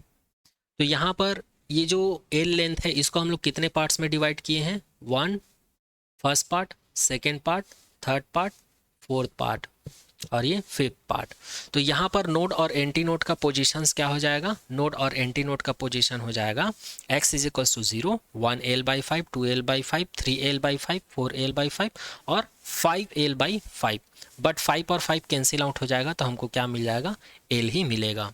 तो इस प्रकार से हम लोग क्लोज्ड ऑर्गन पाइप्स के लिए भी नोड और एंटी नोड का पोजीशंस देख लिए हैं, अर्थात x का वैल्यू देख लिए हैं। अब आगे हम लोग बात करेंगे कि जो क्लोज्ड ऑर्गन पाइप है इसमें स्टेशनरी वेव की वेव लेंथ क्या होगी, लेंथ क्या होगी और फ्रीक्वेंसी क्या होगी, इन सब चीज़ों के। अब यहाँ पर हम लोग कंसिडर कर लेते हैं कि ये वाला जो वेव देख पा रहे हैं आप लोग, इसको हम लोग इंसिडेंट वेव कंसिडर कर लेते हैं। तो इसमें जो वेव का जो पार्टिकल्स का जो डिस्प्लेसमेंट होगा उसको हम लोग वाई आई कंसिडर कर लेते हैं। और ये जो क्लोज्ड एंड है ऑर्गन पाइप का, इससे ये टकराकर इस डायरेक्शन में मूव कर रहा है, तो इसको हम लोग कंसिडर कर लेते हैं ये रिफ्लेक्टेड वेव है। तो अगर मैं इंसिडेंट वेव के लिए और रिफ्लेक्टेड वेव के लिए डिस्प्लेसमेंट इक्वेशंस लिखना चाहूँ तो कुछ इस प्रकार से लिख सकता हूँ, y i is equal to A sine omega T plus के एक्स। इसको इक्वेशन नंबर 1 कंसिडर कर लेते हैं। उसी प्रकार ये जो रिफ्लेक्टेड वेव है इसके लिए डिस्प्लेसमेंट रिलेशन लिख सकते हैं, y r is equal to minus a sine omega T minus के एक्स। बट यहाँ पर याद रखना, यहाँ पर मैं ओमेगा टी प्लस के एक्स ले रखा हूँ क्योंकि यहाँ पर जो इंसिडेंट वेव है ये निगेटिव एक्स एक्सिस में मूव कर रहा है, और यहाँ पर मैं निगेटिव ले रखा हूँ क्योंकि रिफ्लेक्टेड वेव जो है यहाँ पर पॉजिटिव एक्स एक्सिस में मूव कर रहा है। बट यहाँ पर निगेटिव क्यों लिया हूँ, यहाँ पर निगेटिव इसलिए लिया हूँ क्योंकि ये वाला जो वेव है इस बाउंड्री से टकराकर अपना फेस चेंज कर रहा है। तो यहाँ पर फेस चेंज की वजह से यहाँ पर नेगेटिव लगा हुआ है, और यहाँ पर मैं लिख भी दिया हूँ face reversal because here one and is closed. यहाँ पर एक एंड क्लोज्ड है इसलिए यहाँ पर ये फेस चेंज कर रहा है, इसलिए यहाँ पर नेगेटिव आया है। आई होप अब आप लोग को समझ में आ गया होगा कि यहाँ पर ये डिस्प्लेसमेंट इक्वेशंस कैसे लिखा हूँ। अब हम लोग यहाँ पर सुपरपोजिशन प्रिंसिपल लगा देते हैं। तो सुपरपोजिशन प्रिंसिपल में ये जो इक्वेशन नंबर 1 और 2 का वैल्यू यहाँ पर पुट करेंगे तो उसके बाद हम लोग को मिल जाएगा Y net is equal to A sine omega T plus के X minus sine omega T minus के एक्स मिल जाएगा। फिर से यहाँ पर वही फार्मूला पुट करेंगे, sine A plus B sine A minus B. Sine A plus B का फार्मूला होता है साइन ए कॉस बी और plus cos A sine B होता है। उसी प्रकार साइन ए माइनस बी का फार्मूला होता है sine A cos B minus cos A sine B होता है। तो उस फार्मूला से जब इसको ब्रेक करेंगे तो हम लोग को मिल जाएगा साइन ओमेगा टी कॉस के X plus cos omega T sine K X minus sine omega T cos के X plus cos omega T sine K x मिल जाएगा।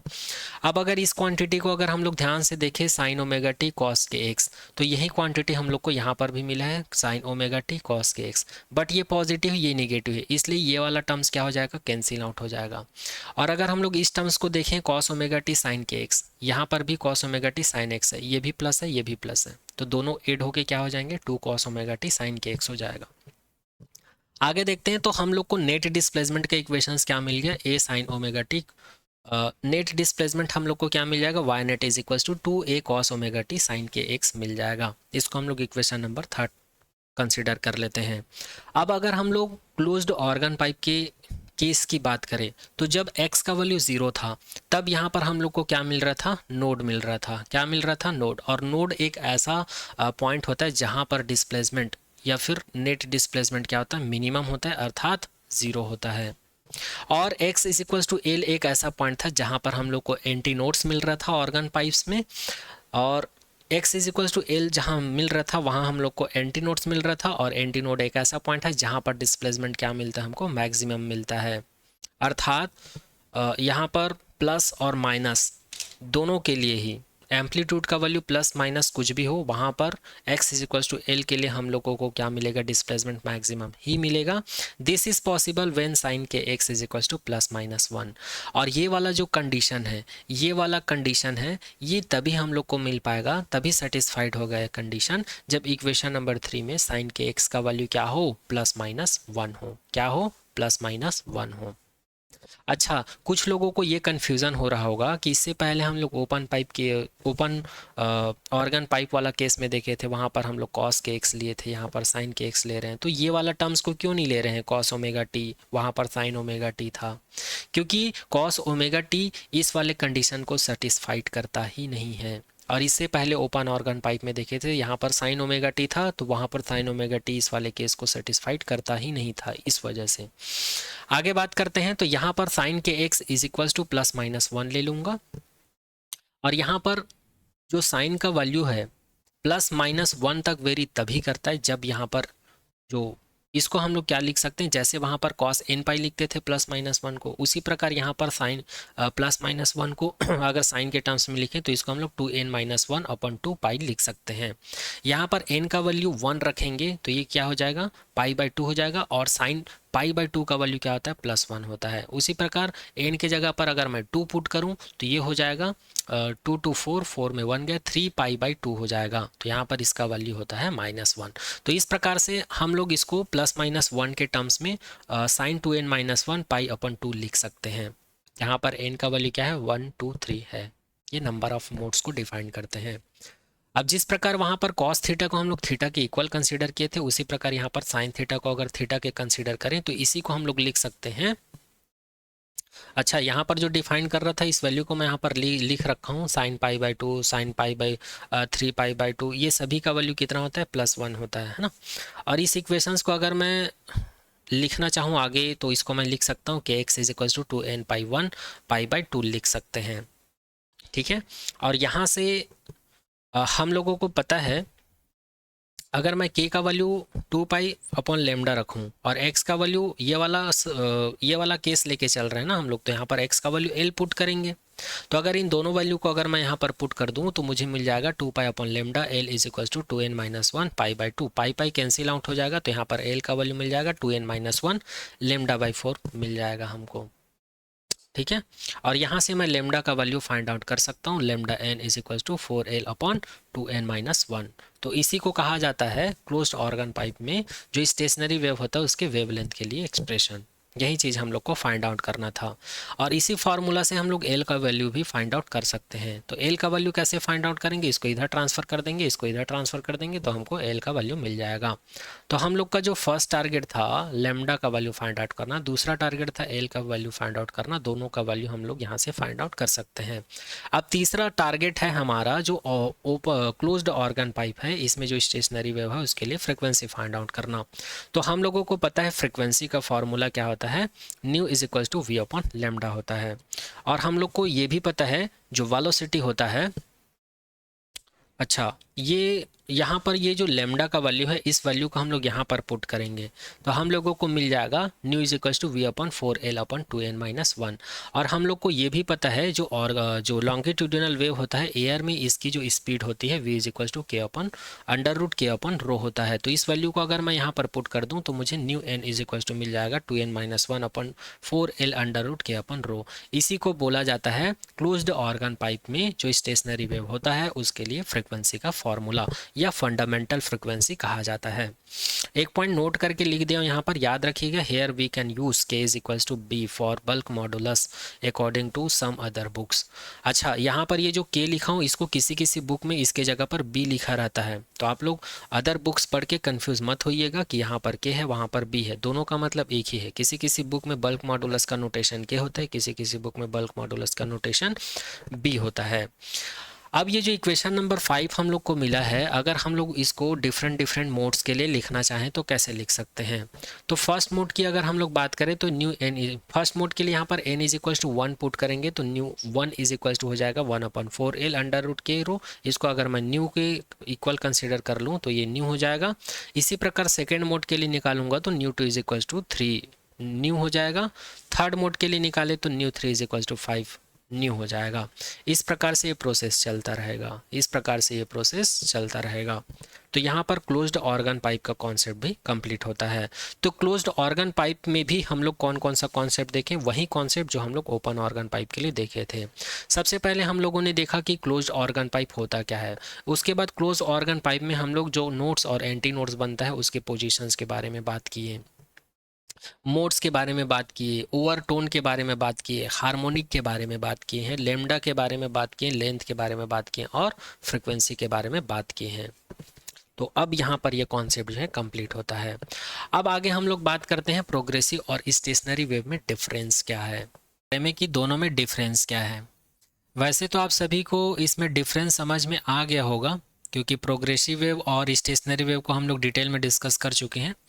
फिर भी यहाँ पर जो डिफरेंस है इसके थ्रू हम लोग ओवरव्यू देख लेते हैं कि एक्चुअल में इनके बीच डिफरेंस क्या होता है। तो सबसे पहले इसका जो फर्स्ट डिफरेंस होगा वो इसके डेफिनेशन से ही निकल के आता है। प्रोग्रेसिव वेव एक्चुअल में होता क्या है, the disturbance travel forward with the definite velocity.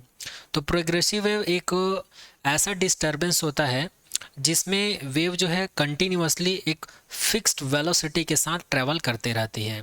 जैसे कि ये एक कोई मीडियम है या कोई स्ट्रिंग है, जब हम लोग इसको यहाँ से डिस्टर्ब कर देते हैं इस पॉइंट पर, तो यहाँ से ये इस तरीके से ट्रांसफ़र होती है कंटिन्यूअसली, और इसके पास यहाँ पर जो एनर्जी ट्रांसफ़र हो रही है या वेव का ट्रांसफ़र हो रहा है, इसके पास एक फिक्स्ड वेलोसिटी होती है। ठीक है। जबकि स्टेशनरी वेव क्या होता है, ये भी एक डिस्टर्बेंस होता है, बट इसमें क्या होता है, the disturbance remain confined to the region where it is produced। तो स्टेशनरी वेव एक ऐसा डिस्टर्बेंस होता है जहाँ पर ये प्रोड्यूस होता है वहीं पर ये कन्फाइंड होता है। कन्फाइंड होता है मतलब बाउंडेड होता है। जैसे कि ये एक स्ट्रिंग है, इस स्ट्रिंग को हम लोग यहाँ से फिक्स कर देते हैं और यहाँ से फिक्स कर देते हैं, और यहाँ पर जब हम लोग डिस्टर्बेंस करके छोड़ देते हैं तो ये वेव जो है इसी बाउंडेशन में या इसी के अंदर में ये मूव करता है, फिर यहाँ से ये ऐसे मूव वापस आता है। तो एक बॉन्डेड रीजन में क्या करता है, ट्रैवल करता है यहाँ पर जो डिस्टर्बेंस है, जबकि यहाँ पर ये कंटिन्यूअसली मूव करता है। सेकंड डिफरेंस की बात करते हैं, each particle of the medium execute simple harmonic motions about it's mean position with the same amplitude. Progressive wave में जो पार्टिकल्स होते हैं, जिस पार्टिकल की वजह से प्रोग्रेसिव वेव प्रोड्यूस होती है, वो उस पार्टिकल्स के पास क्या होता है, वो पार्टिकल सिंपल हार्मोनिक मोशंस करते हैं। और जब ये सिंपल हार्मोनिक मोशंस करते हैं तो इसमें जो एम्पलीट्यूड होता है पार्टिकल्स का, वो पार्टिकल्स का एम्पलीट्यूड क्या होता है, सेम होता है। अर्थात वो मीन पोजीशन से सेम डिस्टेंस को कवर करता है। मैक्सिमम डिस्प्लेसमेंट जो होता है वो सभी पार्टिकल्स का लगभग सेम होता है। Execute notes all the particle of the medium execute simple harmonic with varying amplitude. जबकि स्टेशनरी वेव में क्या होता है, सभी पार्टिकल्स की एम्पलीट्यूड डिफरेंट होती है। इसमें सिंपल हार्मोनिक मोशंस तो करते हैं, स्टेशनरी वेव में जो पार्टिकल हैं वो सिंपल हार्मोनिक मोशंस तो करते हैं, बट यहाँ पर एम्पलीट्यूड डिफरेंट होता है। कैसे डिफरेंट होता है, तो इसको हम लोग नोड और एंटी नोड के कॉन्सेप्ट से समझ सकते हैं। नोड्स पे क्या होता है, इसकी एम्पलीट्यूड जो है मिनिमम होती है, जबकि एंटी नोड्स वाले पॉइंट पर इसकी एम्पलीट्यूड क्या होती है, मैक्सिमम होती है। जबकि प्रोग्रेसिव वेव में ऐसा कुछ नहीं होता है। नेक्स्ट डिफरेंस की बात करते हैं, there is a continuous change of phase from one particle to the next particle.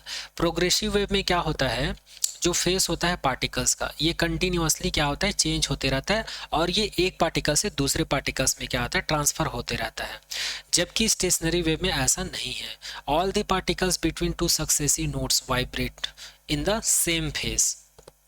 अगर हम लोग स्टेशनरी वेव की बात करें तो इसमें सभी पार्टिकल्स जो है टू सक्सेसिव का नोट्स का मतलब ये होता है कि लगातार दो नोट्स के बीच में वाइब्रेशन जो होता है सभी पार्टिकल्स का, वो सेम फेस में होता है, but the face reverse for particle between their pair of notes.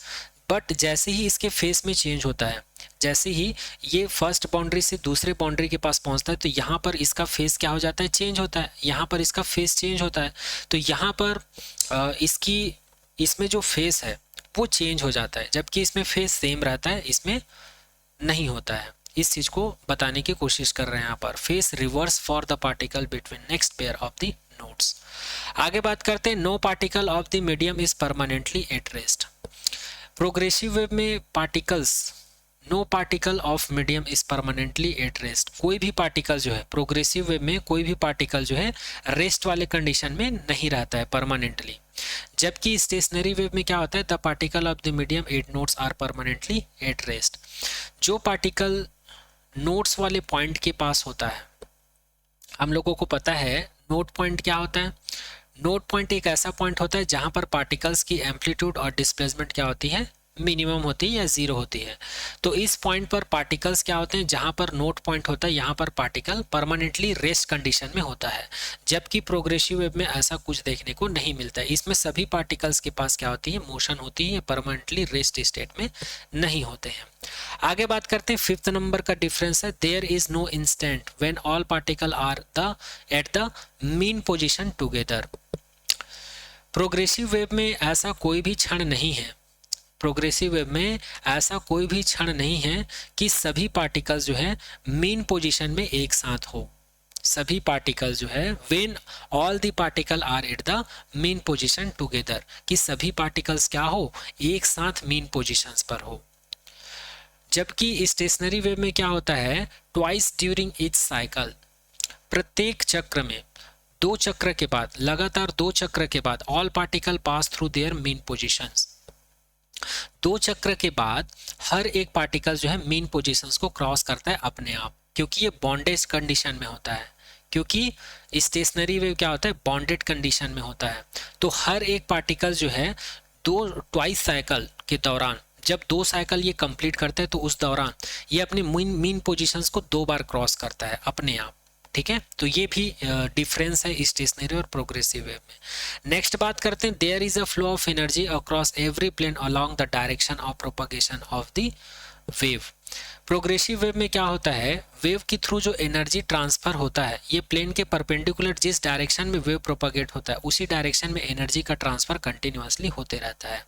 जबकि स्टेशनरी वेव में क्या होता है, energy of the one region confined that region. Confined का मतलब होता है बॉन्डेड रीजन। जैसे कि ये एक स्ट्रिंग है, यहाँ पर वेव के थ्रू जो एनर्जी ट्रांसफर होती है ये बॉन्डेड रीजन में होती है, यहाँ से यहाँ तक, इस पॉइंट से इस पॉइंट तक ही एनर्जी यहाँ पर ट्रांसफर हो पाती है। तो इसी चीज को यहाँ पर बोला गया, energy of one region remain confined in that region. इस रीजन में क्या होता है, कन्फाइंड होता है, फिक्स्ड होता है, बॉन्डेड होता है। नेक्स्ट बात करते हैं, the energy average over a wavelength is half kinetic and half potential. यहाँ पर ये बोला जा रहा है कि प्रोग्रेसिव वेव जिस पार्टिकल्स की वजह से प्रोड्यूस होता है तो उसमें जो एनर्जी होता है उसमें वन वेवलेंथ के अंदर में जो एवरेज एनर्जी होती है, वन वेवलेंथ के अंदर में जो एनर्जी होती है उस एवरेज एनर्जी में हाफ जो है क्या होता है, काइनेटिक एनर्जी होता है और हाफ जो है पोटेंशियल एनर्जी होता है। जबकि स्टेशनरी वेव में क्या होता है, during the twice during each cycle, प्रत्येक दो साइकिल के अंतर्गत, प्रत्येक दो साइकिल के अंतर्गत एनर्जी जो है कंटिन्यूअसली या तो पूरा पोटेंशियल एनर्जी होता है या फिर पूरा काइनेटिक एनर्जी होता है। तो ये भी डिफरेंस है, इसमें काइनेटिक और पोटेंशियल एनर्जी हाफ हाफ होता है, जबकि इसमें या तो पूरा पोटेंशियल एनर्जी होगा या फिर पूरा काइनेटिक एनर्जी होगा। कब, जब वो साइकिल जो कंटिन्यूअसली दो साइकिल के बाद ये कंटिन्यूअसली यहाँ पर पूरी तरह से हमको काइनेटिक या पोटेंशियल एनर्जी मिलते जाता है। नेक्स्ट डिफरेंस की बात करते हैं, all the particle have same maximum velocity which they attain while passing their mean position one after the other। यहाँ पर बोला जा रहा है कि प्रोग्रेसिव वेव में सभी पार्टिकल्स के पास मैक्सिमम वेलोसिटी होती है और वो मैक्सिमम वेलोसिटी सभी पार्टिकल के पास सेम वेलोसिटी होती है, और इसी वेलोसिटी के कम velocity which they attain while passing their mean position one after the other. जबकि इसमें क्या होता है, all the particle attain their individual maximum velocity at the same time. एक ही टाइम में सभी पार्टिकल्स के पास सेम वेलोसिटी होती है, the same time as they pass through their mean positions. जब पार्टिकल जो है अपने मीन पोजीशंस को क्रॉस करता है या मीन पोजीशन से पास होता है। This velocity varies from 0 at node and maximum at anti node. और यहाँ पर जो पार्टिकल, यहाँ पर तो बोल दिए हैं कि सभी पार्टिकल्स की वेलोसिटी जो है सेम होती है और मैक्सिमम होती है, बट यहाँ पर वेलोसिटी जो है सेम नहीं होती है। जैसे ये अपनी मीन पोजीशंस को क्रॉस करती है या पास करती है तो इसकी वेलोसिटी चेंज होती है। तो कहाँ से कहाँ तक चेंज होती है, तो याद रखना पार्टिकल्स की जो वेलोसिटी है, जहाँ पर नोड पॉइंट होता है वहाँ पर इसकी वेलोसिटी मिनिमम होती है या जीरो होती है या कम होती है, जबकि जहाँ पर एंटी नोड्स पॉइंट मिलता है तो यहाँ पर पार्टिकल्स की वेलोसिटी मैक्सिमम होती है। ठीक है, इस चीज को याद रखिएगा। तो ये रहा प्रोग्रेसिव वेव और स्टेशनरी वेव के बीच में डिफरेंस। आई होप ये डिफरेंस आप सभी को समझ में आ गया होगा। अगर फिर भी कहीं पर किसी पॉइंट में कुछ डाउट रह गया हो तो प्लीज कमेंट सेक्शन में कमेंट कर दीजिएगा। यहाँ पर आप लोगों को दो ही चीज याद रखना है। प्रोग्रेसिव वेव एक ऐसा वेव है जो डिस्टर्बेंस के कारण या पार्टिकल में वाइब्रेशंस की वजह से प्रोड्यूस होती है, जो जिसमें कंटिन्यूअसली एनर्जी का ट्रांसफर होते रहता है। ठीक है, जबकि स्टेशनरी वेव एक ऐसा वेव होता है, वो भी डिस्टर्बेंस की वजह से, पार्टिकल में वाइब्रेशंस की वजह से ही प्रोड्यूस होता है, बट इसमें जो एनर्जी है वो बॉन्डेड कंडीशन में होता है, वो बॉन्डेड कंडीशन में होता है, एक रीजन के अंदर में कन्फाइंड होता है। बस ये मेन डिफरेंस को याद रखिएगा। और इसमें पार्टिकल का एम्पलीट्यूड, वेलोसिटी, फेस चेंज, ये सारा पॉइंट यहाँ पर हम लोग डिस्कस कर चुके हैं। ठीक है, चलिए आगे बढ़ते हैं। अब आगे हम लोग बात करते हैं इस चैप्टर के नेक्स्ट टॉपिक के बारे में, जो कि इस चैप्टर का लास्ट टॉपिक है, जिसका नाम है बीट्स। तो सबसे पहले ये बीट्स होता क्या है, इसका डेफिनेशन समझ लेते हैं। वैसे तो आप सभी को पता होगा, जैसे कि आप लोग मूवी वगैरह में देखे होंगे, जैसे हम लोग का हार्ट बीट का, अगर हम लोग अपने हार्ट बीट को सुने, हमारा दिल की धड़कन जो होती है, इसको क्या बोला जाता है, हार्ट बीट्स कहा जाता है, हमारे हृदय की धड़कन कहा जाता है, जिसका ग्राफ हम लोग मूवी में जब देखते हैं सीआरओ के थ्रू तो कुछ इस प्रकार का हम लोग को वेव देखने को मिलता है, तो इसी को कहा जाता है बीट्स। बट फिजिक्स में इसका एक्चुअल डेफिनेशन होता क्या है, when two sound waves of slightly different frequency traveling in the medium along the same direction, जब दो वेव जो कि जिसकी फ्रीक्वेंसी क्या हो, थोड़ा सा अलग हो, जब कोई भी दो वेव जिसकी फ्रीक्वेंसी थोड़ा सा डिफरेंट हो और वो एक ही डायरेक्शन में अगर मूव करता हो, तो दोनों की सुपर इम्पोज के कारण या दोनों के अध्यारोपण के पश्चात on each other the intensity of the resultant sound at a particular position rise and fall regularly with the time। तो दोनों की सुपर पोजिशंस के पश्चात हम लोग को जो रिजल्टेंट वेव मिलता है, कहीं पर रिजल्टेंट वेव क्या है, मैक्सिमम होता है, कहीं पर मिनिमम होता है, और ये कंटिन्यूअसली चलते रहता है। This phenomenon of regular variation in intensity of sound with time at a particular position is called beats। तो इसी सुपर पोजिशंस के पश्चात हम लोग को जो रिजल्टेंट वेव मिलता है, जिसमें कहीं पर रेगुलर साउंड मिलता है और कहीं पर मिनिमम इंटेंसिटी, कहीं पर मैक्सिमम इंटेंसिटी, ऐसा कंटिन्यूअसली रिजल्टेंट वेव चलते रहता है। तो साउंड की इस प्रकार की इंटेंसिटी में जो वेरिएशन है, दो स्लाइटली डिफरेंट फ्रिक्वेंसी की सुपर पोजिशंस के बाद हम लोग को ऐसी साउंड मिलती है रिजल्टेंट, तो इस फिनोमिनन को ही क्या कहा जाता है, बीट्स कहा जाता है। और वही चीज यहाँ पे लिखा हुआ है। इसका एग्जांपल हम लोग ले रखे हैं हार्ट बीट। हार्ट बीट का अगर हम लोग वेव फंक्शन देखें तो ये कुछ इस प्रकार से दिखता है, जैसे कि ये यहाँ से स्टार्ट होता है और ये कुछ इस प्रकार से चलता है, फिर यहाँ मैक्सिमम, फिर मिनिमम, फिर यहाँ पर मैक्सिमम मिनिमम, कुछ इस प्रकार का हम लोग का हार्ट बीट का वेव फंक्शन हम लोग को देखने को मिलता है। तो यहाँ पर ये वाला जो पॉइंट है, यहाँ पर जो रिजल्टेंट वेव है इसकी इंटेंसिटी जो है मैक्सिमम होती है, और यहाँ पर इसकी इंटेंसिटी, साउंड की इंटेंसिटी मिनिमम होती है, फ्रीक्वेंसी या फिर इंटेंसिटी।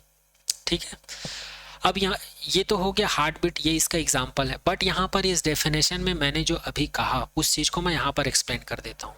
हम लोग कंसीडर कर लेते हैं ये एक साउंड वेव है जिसकी फ्रीक्वेंसी हम लोग न्यू1 कंसीडर कर रखे हैं। ये दूसरा हमारे पास साउंड वेव है जिसकी फ्रीक्वेंसी हम लोग न्यू2 कंसीडर कर चुके हैं। और यहाँ पर न्यू1 और न्यू2 दोनों फ्रीक्वेंसी दोनों से एक दूसरे से स्लाइटली डिफरेंट है, मतलब दोनों में ज़्यादा अंतर नहीं है, बस थोड़ा सा डिफरेंट है। जब ये दोनों सुपर इम्पोज होते हैं तो इन दोनों के मिलने के पश्चात, दोनों के सुपर इम्पोज के पश्चात हम लोग को जो रिजल्टेंट वेव है ये कुछ इस प्रकार से दिखने लगता है। तो यहाँ पर हम लोग देख सकते हैं, कहीं पर हम लोग को साउंड की इंटेंसिटी ज़्यादा दिखेगी, कहीं पर साउंड की इंटेंसिटी कम, कहीं पर ज़्यादा, कहीं पर कम। इस प्रकार का रिजल्टेंट वेव हम लोग को देखने को मिलता है। अर्थात यहाँ पर साउंड की इंटेंसिटी में क्या हो रहा है, रेगुलर वेरिएशन हो रहा है। तो इस फिनोमिनन को हम लोग क्या कहते हैं, बीट्स कहते हैं।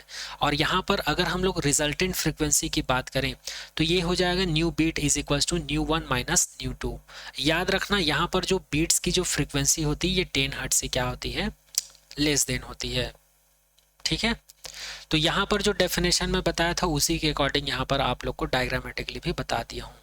अब आगे हम लोग देखेंगे बीट से रिलेटेड 1 मार्क्स में छोटा छोटा डेफिनेशन जो आप लोग के एग्जाम में पूछा जाता है उसके बारे में बात करेंगे। तो सबसे पहले वन बीट का मतलब क्या होता है इसको हम लोग समझ लेते हैं। If the intensity of sound is maximum at time t is equal to 0। T is equal 0 बोलने का मतलब ये है, अगर हम लोग कंसीडर कर लेते हैं ये एक्स एक्सिस है और एक्स एक्सिस में हम लोगों ने डिनोट किया टाइम को, और ये वाई एक्सिस है जिसमें हम लोग पार्टिकल्स के डिस्प्लेसमेंट को डिनोट किए हैं। तो यहाँ पर t is equal to 0 time है, यहाँ पर t is equal to 0 time है। तो इस टाइम से लेकर if the intensity of sound is maximum at t is equals to 0, one beat is said to be formed when intensity become maximum again after becoming minimum once in betweens। बोलने का मतलब ये है किसी भी wave में या resultant sound wave में हम लोग 1 बीट तब कहेंगे जब t is equal to 0 time में अगर हम लोगों को मैक्सिमम बीट्स मिल रहा है, मैक्सिमम बीट मिल रहा है। तो मैक्सिमम बीट मिलने के बाद हम लोग को क्या मिलेगा, मिनिमम बीट मिलेगा, उसके बाद फिर मैक्सिमम बीट मिलेगा। तो लगातार दो मैक्सिमम इंटेंसिटी, लगातार साउंड की मैक्सिमम इंटेंसिटी जो हम लोग को मिलती है, तो इसी को क्या कहा जाता है, 1 बीट कहा जाता है। जैसे कि हम लोग 1 साइकिल कब कहते हैं, कोई भी जो वेव है इसमें 1 साइकिल कंप्लीट कब होता है, तो ये स्टार्टिंग टाइम है t इज इक्वल्स टू 0। तो यहाँ पर जो पॉइंट होता है वहीं पर यहाँ पर पॉइंट होता है, सेम पॉइंट होता है, या वेव यहाँ से स्टार्ट हुआ यहाँ पर कंप्लीट हुआ तो 1 साइकिल कंप्लीट हुआ ऐसा बोलते हैं। ये एक क्रस्ट होता है, ये एक ट्रफ होता है। वैसे ही अगर हम लोग बीट्स की बात करें तो जहाँ पर मैक्सिमम है उसके बाद मिनिमम हो, उसके बाद फिर से मैक्सिमम, तो जैसे ही ये फिर से मैक्सिमम हो गया तो वहाँ पर हम लोग बोलेंगे 1 बीट कंप्लीट हो गया। उसी चीज़ को यहाँ पर लिखा हुआ है, if the intensity of sound is maximum at t is equal to 0 time 1 beat is said to be form when intensity become maximum again. वो दोबारा फिर क्या हो जाता है, मैक्सिमम हो जाता है। हम लोग कंसिडर कर लेते हैं ये t is equal to 0 time है, t is equal to 0 time, यहाँ पर इंटेंसिटी क्या है, साउंड की मैक्सिमम है। कुछ देर बाद ये क्या हो जाता है, फिर से मैक्सिमम हो जाता है मिनिमम होने के बाद। तो इस प्रकार से लगातार 2 बार साउंड की इंटेंसिटी का मैक्सिमम हो जाना, इसी घटना को हम लोग क्या कहेंगे, 1 बीट्स कहेंगे। उसी चीज को यहाँ पर लिखा हुआ है। बीट्स पीरियड का मतलब क्या है, तो बीट्स पीरियड का मतलब ये टेकन टाइम है। टेकन टाइम बोलने का मतलब ये है 1 बीट्स बनने में, किसी भी साउंड वेव की इंटेंसिटी में जो वेरिएशन होता है तो उसमें 1 बीट कंप्लीट होने में जो टाइम लगता है उसी टाइम को हम लोग बीट्स पीरियड कहते हैं। और वही चीज यहाँ लिखा हुआ है, the time interval between 2 successive beats, 2 successive maxima of sound is called beats. जैसे कि ये एक मैक्सिमम है, ये दूसरा मैक्सिमा है, तो फर्स्ट मैक्सिमा से दूसरे मैक्सिमा तक पहुंचने में या जो टाइम लगा, ये फर्स्ट मैक्सिमा है, ये दूसरा मैक्सिमा है, तो फर्स्ट मैक्सिमा से दूसरा मैक्सिमा बनने में जो टाइम लगा, जो टाइम इंटरवल है, उसी को हम लोग क्या कहेंगे, बीट्स पीरियड कहेंगे। वही चीज यहाँ पर लिखा हुआ है, 2 सक्सेसिव बीट्स कहते हैं, या 2 सक्सेसिव बीट्स की जगह पर 2 सक्सेसिव मैक्सिमा भी हम लोग लिख सकते हैं। ठीक है, जैसे कि यहाँ पर इस वेव में अगर हम लोग देखें तो यहाँ से यहाँ ये क्या हो जाएगा, फर्स्ट बीट हो जाएगा, 1 बीट कहलाएगा, क्योंकि ये मैक्सिमम है, minimum maximum, 2 successive maximum intensity of sound को लेना है हमको, तो ये 1 बीट हो जाएगा। और ये फर्स्ट मैक्सिमा बीट्स और ये सेकंड मैक्सिमा बीट, तो फर्स्ट से सेकंड को बनने में जो टाइम लगा होगा उसको हम लोग बीट्स पीरियड कह देंगे। ठीक है, आगे बात करते हैं। अब आगे हम लोग बात करते हैं बीट्स फ्रीक्वेंसी। तो एक सेकेंड में जितना बीट्स क्रिएट होगा, बीट्स को वैसे स्मॉल बी से डिनोट करते हैं, तो एक सेकेंड में जितना बीट्स क्रिएट होगा किसी भी साउंड की इंटेंसिटी में वेरिएशंस की वजह से, उसी को हम लोग क्या कहेंगे, उसकी फ्रीक्वेंसी कहेंगे। यहाँ पर लिखा हुआ है, the number of beats produce per second is called beats frequency. मैंने अभी कहा ना पर सेकेंड का मतलब 1 सेकेंड में टोटल नंबर ऑफ बीट्स जो मिलेंगे हमको किसी भी साउंड की इंटेंसिटी में वेरिएशंस की वजह से, उसी को हम लोग क्या कहेंगे, बीट्स फ्रीक्वेंसी कहेंगे। Persistence of hearing, the impression of sound heard by our ears persist in our mind for 1 1/10 of the second. अब यहाँ पर ये बोला गया है कि कोई भी बीट्स होता है उसको हम लोग अपने कानों के द्वारा सुनते हैं, तो हमारे कान में वो कितने सेकेंड तक रहता है, या हमारा कान जो है उसको कितने देर तक रोक कर रख सकता है। तो वो टाइम क्या होता है, उसी टाइम को हम लोग परसिस्टेंस ऑफ हियरिंग कहते हैं। उसी टाइम को हम लोग क्या कहते हैं, परसिस्टेंस ऑफ हियरिंग कहते हैं। और वो टाइम कितना होता है, 1/10 सेकेंड होता है। 1/10 सेकेंड बोलने का मतलब ये है 0.1 सेकेंड। अर्थात किसी बीट्स को या किसी साउंड को हम लोग अपने कानों के द्वारा सुन रहे हैं तो हमारे कानों में कितनी देर तक रहेगा, तो वो 0.1 सेकेंड तक हमारे कानों में रहता है। उसी को बोलते हैं persistence of hearing. If another sound is heard before 1/10 second is over, the impression of the two sound mix up and our mind cannot distinguish between the two sound। अगर 0.1 सेकेंड से कम टाइम में continuously अगर हमारे कानों में अलग अलग आवाज़ पहुंच रही है, 0.1 सेकेंड से पहले अगर हमारे कानों में अलग अलग आवाज़ पहुंच रही है, तो हमारा कान जो है उस साउंड को डिस्टिंग्विश नहीं कर पाता, मतलब दोनों साउंड में डिफ्रेंशिएट नहीं कर पाता है। दोनों साउंड क्या हो जाता है, मिक्स हो जाता है। इसीलिए 0.1 को क्या कहा जाता है, परसिस्टेंस ऑफ हियरिंग कहा जाता है। और वही चीज़ यहाँ पर लिखा हुआ है, एक बार और रीड कर देता हूँ। If another sound is hear before 1/10 second is over, the impression of the two sound mix up. मैंने कहा ना, अगर 1/10 सेकेंड या 0.1 सेकेंड से पहले अगर हमारे कानों में दूसरा आवाज़ आ गया, एक आवाज़ ऑलरेडी हमारे कानों तक आ चुका है और इससे कम टाइम में ही एक और आवाज़ दूसरा आ गया, तो दोनों साउंड क्या हो जाता है, मिक्स हो जाता है। और हम लोग फिर दो या दो से अधिक साउंड में डिस्टिंग्विश नहीं कर पाते हैं। ठीक है, तो उसी को क्या कहा जाता है, sorry for that, persistence of hearing कहा जाता है। आगे बात करते हैं बीट्स पीरियड और बीट्स फ्रीक्वेंसी के बारे में। जैसे कि मैं ऊपर आप लोगों को बता चुका हूं, बीट्स पीरियड को टी बीट्स से डिनोट करते हैं। इसके लिए फॉर्मूला हम लोग डिराइव करेंगे अभी। बीट्स फ्रीक्वेंसी को न्यू बीट्स से डिनोट करते हैं, तो इसके लिए भी हम लोग अभी फॉर्मूला डिराइव करेंगे।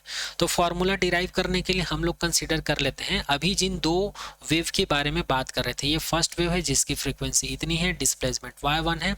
ये दूसरा वेव है जिसकी फ्रीक्वेंसी न्यू2 है, इसमें डिस्प्लेसमेंट y2 है। तो दोनों के और दोनों का फ्रीक्वेंसी में ज़्यादा डिफरेंस नहीं है, लगभग सेम है, थोड़ा सा डिफरेंस है। दोनों के सुपर इम्पोज मतलब y is equal to y1 plus y2, ये हम लोग को मिलता है रिजल्टेंट डिस्प्लेसमेंट।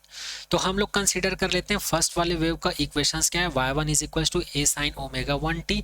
दूसरे वाले वेव का हम लोग कंसीडर कर लेते हैं y2, ये y2 होगा, y2 is equal to a sin 2, sorry for that, ये y1 ही है क्योंकि ये y1 is equal to a sin omega 1t है। ओमेगा 1 को हम लोग लिख सकते हैं 2 पाई न्यू 1 लिख सकते हैं, तो y1 is equal to a sin 2 pi nu 1 t मिल जाएगा। इसको इक्वेशन नंबर 1 कंसीडर कर लेते हैं। इसी प्रकार दूसरे वाले वेव के लिए हम लोग डिस्प्लेसमेंट रिलेशन लिख सकते हैं, y2 is equal to a sin 2 pi nu 2t लिख सकते हैं। ठीक है, अब हम लोग क्या करते हैं, सुपरपोजिशन प्रिंसिपल का यूज करते हैं। तो इक्वेशन नंबर 1 इक्वेशन नंबर 2 का यूज करेंगे तो हम लोग को मिल जाएगा y is equal to y1 plus y2। यहाँ पर इक्वेशन 1 2 का वैल्यू रखेंगे तो मिल जाएगा y is equal to a sin 2 pi nu 1t plus sin 2 pi nu 2t मिल जाएगा। अब हम लोगों को एक फॉर्मूला पता है, sin a plus sin b is equal to 2 cos a minus b upon 2 होता है, sin a plus b upon 2 होता है। तो इस फॉर्मूले को हम लोग अप्लाई कर देंगे, ये है sin a और ये है sin b। इस फॉर्मूले को अप्लाई करेंगे तो हम लोग को मिल जाएगा y is equal to 2a cos 2 pi nu 1 minus nu 2 upon 2t sin 2 pi nu 1 plus nu 2 upon 2t, इतना मिल जाएगा। अब यहाँ पर y is equal to 2a cos, इसको हम लोग लिख सकते हैं 2 पाई। ये वाला जो टर्म है, ये ब्रैकेट के अंदर में जो टर्म है, इसको हम लोग न्यू मोड t लिख लेते हैं। इसको मैं न्यू मोड कंसीडर कर लिया हूँ, क्यों, क्योंकि ये जो है फ्रीक्वेंसी देता है। और कौन सा फ्रीक्वेंसी देता है, मॉड्यूलेटेड फ्रीक्वेंसी देता है। मोड का मतलब ये है, न्यू मोड का मतलब है मॉड्यूलेटेड फ्रीक्वेंसी। और यहाँ पर न्यू 1 प्लस न्यू 2 अपॉन में 2 है, ये हमको एवरेज फ्रीक्वेंसी देता है। क्या देता है ये, एवरेज फ्रीक्वेंसी। इसलिए इसको मैं रिप्लेस कर देता हूँ न्यू एवरेज से और इसको मैं रिप्लेस कर देता हूँ न्यू मोड से। आगे बात करते हैं तो हम लोग को आगे मिल जाएगा y is equal to 2a cos 2 pi v mod t sine 2 pi nu average t, जहाँ पर न्यू मोड का मतलब है मॉड्यूलेटेड फ्रिक्वेंसी जो कि इतना है, और न्यू एव का मतलब है एवरेज फ्रिक्वेंसी जिसका वैल्यू इतना है। इसको इक्वेशन नंबर ए और बी कंसीडर कर लेते हैं। अब हम लोग क्या करते हैं, इस इक्वेशंस को ऐसा लिख लेते हैं, y is equal to r sine 2 pi nu average t, जहाँ पर r का मतलब क्या है, r is equal to 2a cos 2 pi nu modulated frequency t। इसी को कहा जाता है इक्वेशन नंबर सी को ही कहा जाता है amplitude of resultant wave.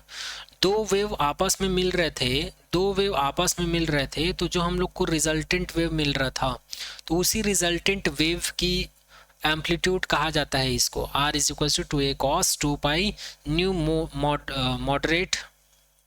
Modulated t. इसको क्या कहा जाता है, एम्पलीट्यूड कहा जाता है रिजल्टेंट वेव का। अब यहाँ पर इस इक्वेशन नंबर सी से ये एम्पलीट्यूड जो है, रिजल्टेंट एम्पलीट्यूड जो है मैक्सिमम होगा। कब मैक्सिमम होगा, जब ये कॉस वाले टर्म का वैल्यू क्या होगा, +-1 होगा। और ये +-1 का कंडीशन हमको तभी मिलेगा अर्थात इस टर्म को हम लोग क्या लिख सकते हैं, cos n पाई लिख सकते हैं, जो कि मैं पहले भी बता चुका हूँ। तो हम लोग इस टर्म को जब cos n पाई लिखेंगे तो यहाँ पर cos है, यहाँ पर cos है, तो इस टर्म को हम लोग क्या लिख सकते हैं, 2 pi nu modulated t is equal to N pi. तो पाई और पाई कैंसिल आउट हो जाएगा, तो यहाँ से हम लोग को मिलेगा t is equal to n upon 2 modulated frequency, इतना हमको मिल जाएगा। अब हम लोग को पता है मॉड्यूलेटेड फ्रिक्वेंसी का वैल्यू इतना होता है ना, तो इसके वैल्यू को यहाँ पर पुट कर देंगे तो ये और ये 2 कैंसिल आउट हो जाएगा, तो हम लोग को यहाँ से मिलेगा t is equal to n upon nu 1 minus nu 2 मिल जाएगा। ठीक है, अब ये n टर्म्स है, तो इसलिए हम लोग यहाँ पर t को भी क्या कर लेते हैं, n टर्म्स में लिख लेते हैं, तो t n is equal to n upon nu 1 minus nu 2 मिल जाएगा। अब इसी को अगर मैं फर्स्ट मोड के लिए निकालूं, फर्स्ट मोड के लिए मतलब n इज इक्वल टू 1 के लिए निकालूं, तो t1 is equal to 1 upon nu 1 minus nu 2 हो जाएगा। इसी प्रकार अगर मैं इसको सेकेंड मोड के लिए निकालूं, तो t2 is equal to 2 upon nu 1 minus nu 2 हो जाएगा। अब मैं यहाँ पर टोटल चेंज निकालता हूँ, तो यहाँ पर del t is equals to क्या हो जाएगा, T2 माइनस T1 हो जाएगा। तो T2 माइनस T1 को कैसे निकालेंगे, 2 upon nu 1 minus nu 2 minus 1 upon nu 1 minus nu 2 हो जाएगा। जब इसको हम लोग सॉल्व करेंगे तो हम लोग को मिल जाएगा 1 अपॉन न्यू 1 माइनस न्यू 2 मिल जाएगा। और इसी को टाइम इंटरवल कहा जाता है, मैक्सिमा टाइम इंटरवल कहा जाता है। मैक्सिमा टाइम इंटरवल इसलिए कहा जाता है क्योंकि यहाँ पर हम लोग रिजल्टेंट जो एम्पलीट्यूड है इसको हम लोग क्या लेकर चले थे, मैक्सिमा लेके चले थे। इसी प्रकार अगर हम लोग इसी को हम लोग बीट्स पीरियड बोलते हैं मैक्सिमा के लिए। इसी प्रकार मिनिमा के लिए अगर हम लोग बीट्स पीरियड निकालें या टाइम इंटरवल निकालें, तो यहाँ पर आर रिजल्टेंट एम्पलीट्यूड के वैल्यू को मिनिमम लेके चलना पड़ेगा, और रिजल्टेंट एम्पलीट्यूड का वैल्यू हम लोग को मिनिमम तब मिलता है जब cos 2 pi nu modulated t का जो वैल्यू है वो क्या होना चाहिए, 0 होना चाहिए। और इसका वैल्यू 0 कब पॉसिबल होता है, तो 2n+1 पाई बाई 2, इस कंडीशन में ये 0 पॉसिबल होता है, जहाँ पर n का वैल्यू क्या होता है, 0 1 2 3 होता है। अब यहाँ पर फिर से cos और cos को कैंसिल आउट करके केवल हम लोग एंगल के वैल्यू को यहाँ पर कंसीडर करेंगे, तो पाई और पाई कैंसिल आउट हो जाएगा। इसको सॉल्व करने के बाद हम लोग को मिल जाएगा Tn is equal to 2n+1 upon 4 nu modulated मिल जाएगा। अब फिर से हम लोग मॉड्यूलेटेड फ्रिक्वेंसी का वैल्यू रखेंगे न्यू 1 माइनस न्यू 2 अपॉन 2, तो 2 और 2 कैंसिल हो, यहाँ पर 4 है, यहाँ पर 2 है, ये कैंसिल आउट हो जाएगा, यहाँ पर 2 बचेगा। तो फाइनली हम लोग के पास मिल जाएगा Tn is equals to 2n+1 upon में 2 न्यू 1 माइनस न्यू 2 मिल जाएगा। अब इसको हम लोग अलग अलग मोड के लिए अगर हम लोग डिफाइन करें, जैसे कि यहाँ पर n इज इक्वल्स टू अगर मैं 0 ले लूँ तो मुझे मिल जाएगा T1 is equals to 1 upon 2 nu 1 minus nu 2 मिल जाएगा। उसी प्रकार अगर मैं n इज इक्वल्स टू 1 ले लूँ तो T2 is equals to 3 upon 2 nu 1 minus nu 2 मिल जाएगा।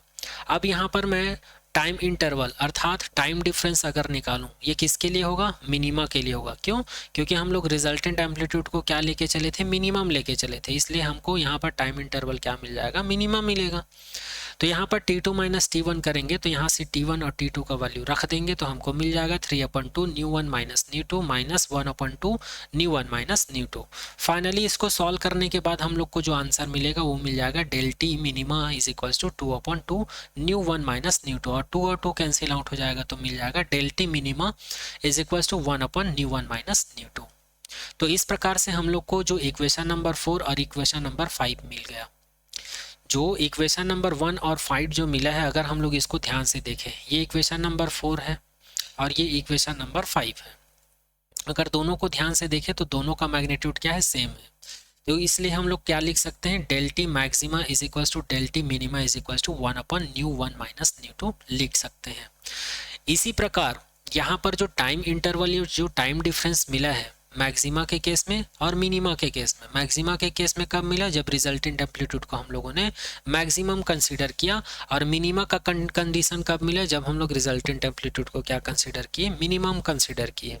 और दोनों ही केस में हम लोग को 1/ν1 माइनस ν2 मिला। इसी को कहा जाता है बीट पीरियड। इसी को क्या कहा जाता है, बीट पीरियड। क्यों? क्योंकि बीट पीरियड का मतलब क्या है, मिनिमा, 2 सक्सेसिव मिनिमा या फिर 2 सक्सेसिव मैक्सिमा के बीच में जो हमको टाइम लगा, या जो साउंड की इंटेंसिटी में जो वेरिएशन हुआ मैक्सिमम टू मैक्सिमम या फिर मिनिमम टू मिनिमम, उसी टाइम को हम लोग क्या कहते हैं, बीट्स पीरियड कहते हैं।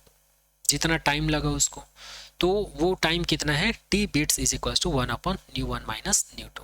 ठीक है।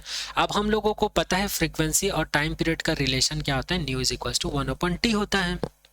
तो इसी रिलेशन से हम लोग इसको लिख सकते हैं, nu beats is equal to 1/t beats. अब यहाँ पर इक्वेशन नंबर 6 का वैल्यू यहाँ पर पुट करेंगे तो हम लोग को बीट्स की जो फ्रीक्वेंसी है ये मिल जाएगा, nu beats is equal to 1/ν1 minus ν2। और जब इसको सॉल्व करेंगे तो हम लोग को मिल जाएगा nu beats is equal to ν1 minus ν2 मिल जाएगा। इसको इक्वेशन नंबर 7 कंसीडर कर लेते हैं। ठीक है। तो ये जो इक्वेशन नंबर 7 है, इसी को क्या कहा जाता है, बीट्स की फ्रीक्वेंसी या फ्रीक्वेंसी बीट्स कहा जाता है। और ये जो इक्वेशन नंबर 6 है, इसको बीट्स पीरियड या फिर टाइम पीरियड फॉर बीट्स कहा जाता है। तो ये दोनों फॉर्मूला को याद रखिएगा, ये बहुत इंपॉर्टेंट है और आगे काम आएगा। चलिए अब आगे हम लोग बात कर लेते हैं, ये बीट्स का एप्लीकेशंस क्या होता है, बीट्स का यूज़ कहाँ कहाँ पर किया जाता है। तो यहाँ पर बहुत ज़्यादा डिटेल में देखने की ज़रूरत नहीं है, हम लोग केवल ये जानेंगे कि बीट्स का यूज़ कहाँ पर होता है।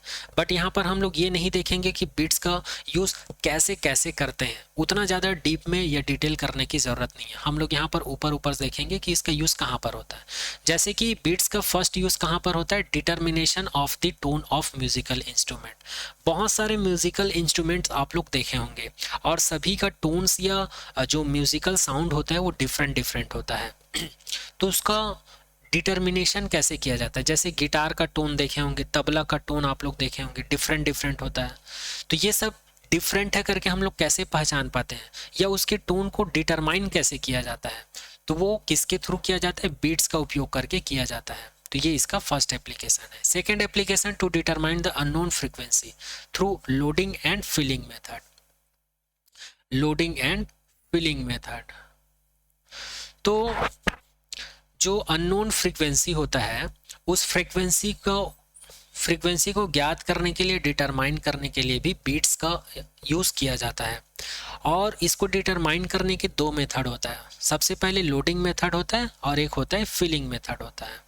ये एक ऐसा मेथड होता है जिसमें हम लोग 2 टर्निंग फोक लेते हैं। उस टर्निंग फोक में एक में कुछ नहीं रहता है, वो फ्री रहता है, और दूसरा वाला जो टर्निंग फोक होता है उसमें एक वैक्स को फिक्स कर दिया जाता है, जिससे कि उसमें से जो साउंड प्रोड्यूस होती है उसमें उसका बीट्स जो है चेंज हो जाता है ना। तो यहाँ पर उतने डिटेल जाने की ज़रूरत नहीं है, आप लोग को बस ये याद रखना है कि बीट्स का यूज़ किस लिए करते हैं, अननोन फ्रीक्वेंसी को डिटरमाइन करने के लिए करते हैं। और यहाँ पर ये फार्मूला याद रखिएगा, ये न्यूमेरिकल्स में काम आएंगे, क्योंकि आप लोग के एग्जाम में बीट से रिलेटेड न्यूमेरिकल पूछा जाता है। आप लोग के एग्जाम में आप लोग को 2 टर्निंग फोक दे देंगे और उसमें से जो साउंड प्रोड्यूस होता है उसकी फ्रीक्वेंसी दे देंगे और नंबर ऑफ बीट्स दे देंगे, उसमें से एक फ्रीक्वेंसी रहेगा, एक फ्रीक्वेंसी नहीं रहेगा। तो उसी अननोन फ्रीक्वेंसी को निकालने के लिए पूछा जाता है आप लोग के एग्जाम में। तो याद रखना, ये फॉर्मूला होता है b is equal to ν1 minus ν2, जहां पर b का मतलब होता है नंबर ऑफ बीट्स और ν1 का मतलब होता है फर्स्ट फ्रीक्वेंसी और ν2 का मतलब होता है सेकंड फ्रीक्वेंसी। इन दोनों फ्रीक्वेंसी में से एक फ्रीक्वेंसी अननोन होगा, उसी फ्रीक्वेंसी को हम लोग को निकालना रहेगा अगर बीट्स का वैल्यू हम लोग को एग्जाम में या क्वेश्चन में दे रखा होगा। इसी फॉर्मूले को हम लोग ऐसे भी लिख सकते हैं, b is equal to ν2 minus ν1 भी लिख सकते हैं। और अननोन फ्रीक्वेंसी को निकालने का एक और फॉर्मूला होता है, इसी फॉर्मूले को हम लोग ऐसे भी लिख सकते हैं, nu two is equals to nu one plus minus b, जहां पर न्यू टू का मतलब होता है नॉन फ्रीक्वेंसी, न्यू वन का मतलब नॉन फ्रीक्वेंसी और बी का मतलब होता है बीट। और यहाँ पर प्लस माइनस हम लोग कब यूज करते हैं, तो याद रखिएगा कोई भी एक्सपेरिमेंटल कंडीशन हम लोग को दे रखा है और उसमें अगर नंबर ऑफ बीट्स इंक्रीज हो रहा है या वो कांस्टेंट है, नंबर ऑफ बीट्स चेंज नहीं हो रहा है, फ्रीक्वेंसी वहां पर चेंज हो रहा है लेकिन नंबर ऑफ बीट्स चेंज नहीं हो रहा है या ये इंक्रीज हो रहा है, तो दोनों ही सिचुएशंस में इस फॉर्मूले का हम लोग पॉजिटिव साइन यूज करेंगे। और अगर हम लोग को ऐसा कंडीशन दे रखा है कि वहां पर नंबर ऑफ बीट्स डिक्रीज हो रहे हैं, तो उस सिचुएशंस में हम लोग यहाँ पर नेगेटिव साइन का इस्तेमाल करेंगे। तो ये फॉर्मूला का कैसे यूज करना है आगे मैं इससे रिलेटेड न्यूमेरिकल्स बताऊंगा, वहां पर आप लोग को क्लियर हो जाएगा। नेक्स्ट एप्लीकेशन है कलरफुल इफेक्ट ऑफ म्यूजिक। जैसे कि म्यूजिक निकलता है गिटार में, सितार में, वायलिन में, अलग अलग म्यूजिकल इंस्ट्रूमेंट में जो म्यूजिक निकलता है, तो उस म्यूजिक में कलरफुल इफेक्ट बनाने के लिए, कलरफुल इफेक्ट का मतलब उसमें अलग अलग टाइप्स के म्यूजिक प्रोड्यूस करने के लिए भी बीट्स का यूज किया जाता है। नेक्स्ट है use in electronics. Electronic device में भी बीट्स का यूज किया जाता है। जैसे कि एक इलेक्ट्रॉनिक डिवाइस आता है जिसको हम लोग फ्रीक्वेंसी ऑस्किलेटर कहते हैं, तो इसमें डिफरेंट फ्रीक्वेंसी के वेव्स या साउंड वेव प्रोड्यूस करने में भी इसका यूज किया जाता है। नेक्स्ट है to detect marsh gas. Marsh gas को मीथेन गैस भी कहा जाता है। तो जो माइंस होते हैं वहां पर जो मीथेन गैस होता है या मार्स गैस होता है उसको डिटेक्ट करने के लिए भी बीट्स का यूज किया जाता है। अब ये एक लंबी प्रोसेस होती है कि मीथेन गैस को माइंस में कैसे डिटेक्ट किया जाता है। एक्चुअल में जो मीथेन गैस होती है उसकी डेंसिटी एयर के मुकाबले में ज़्यादा होती है, तो एयर में बीट्स जो है ज़्यादा सुनाई देता है, जबकि मीथेन गैस जहाँ पर प्रेजेंट होता है वहाँ पर बीट्स की संख्या जो है स्लो होती है या कम सुनाई देती है। तो इस तरीके से माइंस में जो मार्स गैस या मीथेन गैस को बीट्स के द्वारा डिटेक्ट किया जाता है। तो ये रहा बीट्स के एप्लीकेशन। चलिए अब आगे बात करते हैं बीट से रिलेटेड कुछ न्यूमेरिकल क्वेश्चन आप लोग के अंडरस्टैंडिंग के लिए। इस टाइप के क्वेश्चन एग्जाम में बन जाते हैं, इसलिए ऐसा क्वेश्चन मैं करवा देता हूं, एक दो क्वेश्चन है ना। चलिए देखते हैं। तो यहाँ पर दे रखा है question, two tuning fork have frequencies 380 and 384 hertz respectively. हम लोग को टू टर्निंग फोक दे रखा है, एक ये टर्निंग फोक है और ये दूसरा है। इसका फ्रीक्वेंसी हम लोग को दे रखा है nu one is equal to 380 hertz, और इस वाले टर्निंग फोक का हम लोग को जो फ्रीक्वेंसी दे रखा है 384 hertz. When they are sounded together they produce 4 beats. दोनों को एक साथ साउंड प्रोड्यूस करवाया जाता है, दोनों से एक साथ साउंड प्रोड्यूस करवाया जाता है। तो ये कितना बीट्स प्रोड्यूस करते हैं, 4 बीट्स प्रोड्यूस करते हैं। दैट मीन्स यहाँ पर हम लोग को बीट्स का वैल्यू दे रखा है 4 beats. After hearing the maximum sound how long will it take to hear minimum sound. अर्थात यहाँ पर हम लोग को टाइम पीरियड निकालना है, ठीक है, बीट्स के लिए 4 बीट्स के लिए हम लोग को यहाँ पर टाइम पीरियड निकालना है। इसी को बीट्स पीरियड कहते हैं या टाइम पीरियड फॉर बीट्स कहते हैं, ठीक है। After hearing the maximum sound सुनने के बाद how long will it take to hear the minimum sound. Maximum sound सुनाई देने के बाद वो मिनिमम साउंड को सुनने के लिए ये कितना टाइम लेगा, मतलब यहाँ पर टाइम निकालना है, ठीक है। तो हम लोगों को पता है बीट्स का टाइम पीरियड का फॉर्मूला जो होता है T beats is equal to 1/ν1 minus ν2, या फिर इसी को हम लोग 1/b भी लिख सकते हैं, क्योंकि ν1 माइनस ν2 का वैल्यू क्या होता है, p होता है। तो इन दोनों में से किसी एक फॉर्मूला का यूज करके हम लोग आसानी से यहाँ पर बीट्स पीरियड निकाल सकते हैं। तो t beat is equal to क्या हो जाएगा 1/b, b का वैल्यू क्या है 4 है, जब इसको सॉल्व करेंगे तो 0.25 सेकेंड आ जाएगा। तो यहाँ पर 0.25 सेकेंड आया, यही इस क्वेश्चन का आंसर होगा। यहाँ पर 1/b को ना लगाकर हम लोग 1/ν1 माइनस ν2 से भी आंसर निकाल सकते थे। जैसे कि ν1 का वैल्यू है 380 और ν2 का वैल्यू है 384, तो 384 में अगर हम लोग 380 को सबसेट करें तो हम लोग को 1/4 ही मिलेगा। तो दोनों तरीके से आंसर हम लोग को सेम मिलेगा। अच्छा, कुछ लोगों को यहाँ पर डाउट जा रहा होगा कि ν2 का वैल्यू यहाँ पर ग्रेटर ग्रेटर देन है और न्यू वन का वैल्यू यहाँ पर 380 है, तो यहाँ पर तो -1/-4 आएगा। तो मैं आप लोगों को बता दूं, जैसे डिस्टेंस को हम लोग निगेटिव में मेजर नहीं कर सकते, एज को हम लोग निगेटिव में मेजर नहीं कर सकते, उसी प्रकार टाइम को भी हम लोग निगेटिव में मेजर नहीं कर सकते। तो अगर यहाँ पर निगेटिव आएगा उसको हम लोग को पॉजिटिव कंसीडर कर लेना है, क्योंकि टाइम हमेशा पॉजिटिव वे में चलता है, टाइम कभी घटता नहीं है। ठीक है, आई होप ये क्वेश्चन आप लोगों को समझ में आ गया होगा। चलिए इसी प्रकार का एक और क्वेश्चन देख लेते हैं। फिर से हम लोग को 2 टर्निंग फोक दे रखा है, फिर से हम लोग को बीट्स की संख्या दे रखी है 4। ठीक है, 4 बीट्स पर second when sounded together, the frequency of A is 320 hertz. और यहाँ पर जो फर्स्ट वाला टर्निंग फोक है इसका फ्रीक्वेंसी हम लोग को दे रखा है nu one is equal to 320 hertz. When the sum wax is added to B, sum wax added, wax का मतलब यहाँ पर इसमें कुछ इस प्रकार का वस्तु जो है, वस्तु से इसको रैप्ड कर दिया जाता है या इसी को वैक्स कहते हैं। ठीक है, दूसरा वाला जो टर्निंग फोक है इसमें वैक्स ऐड कर दिया जाता है। साउंडेड विथ ए 4 बीट पर सेकेंड आर अगेन हियर, इसके बाद भी दोनों को एक साथ जब हम लोग साउंड प्रोड्यूस करवाते हैं दोनों से एक साथ, उसके बाद भी यहाँ पर नंबर ऑफ बीट्स चेंज नहीं होता है। नंबर ऑफ बीट्स पहले भी 4 था और अब भी इसमें वैक्स ऐड करने के बाद भी इसका नंबर ऑफ बीट्स कितना है, 4 ही है। द फ्रीक्वेंसी ऑफ बी, तो उसके बाद हम लोग को बताना है वैक्स रैप्ड करने के बाद या ऐड करने के बाद टर्निंग फोक बी में बी का फ्रीक्वेंसी कितना होगा यदि पहले वाले का 320 हर्ट्ज है। तो आई होप क्वेश्चन क्या बोलना चाह रहा है आप लोग को समझ में आ गया होगा। हमको यहाँ पर 2 टर्निंग फोक दे रखा है, इसका फ्रीक्वेंसी इतना है और यहाँ पर जो वैक्स है ये नहीं लिपटा था, नहीं ऐड था, तब इसकी बीट इतनी थी और जब इसको रैप्ड कर दिए या वैक्स को ऐड कर दिए तब भी इसकी बीट इतनी है, तो इसकी फ्रीक्वेंसी कितनी होगी। तो यहाँ पर hair wax is added in fork b even then no change it beats, यहाँ पर बीट्स क्या है, कांस्टेंट है, इसमें किसी भी प्रकार का चेंज नहीं है। और मैं आप लोगों को कुछ देर पहले एक फॉर्मूला बताया था, जब भी हम लोग को अननोन फ्रीक्वेंसी निकालनी हो तो हम लोग नंबर ऑफ बीट्स को नोन फ्रीक्वेंसी के साथ सबसेट या ऐड कर देते हैं। और यहाँ पर पॉजिटिव का यूज़ हम लोग तभी करते हैं जब बी का वैल्यू या तो इंक्रीज हो या फिर इसमें चेंज ही ना हो।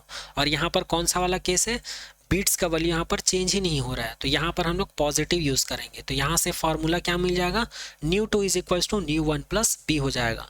तो इसी फॉर्मूले का यूज़ करेंगे, बट यहाँ पर पॉजिटिव निगेटिव का हम लोग पॉजिटिव यूज़ करेंगे क्योंकि यहाँ पर बीट्स क्या है, कॉन्स्टेंट है, चेंज नहीं हो रहा है।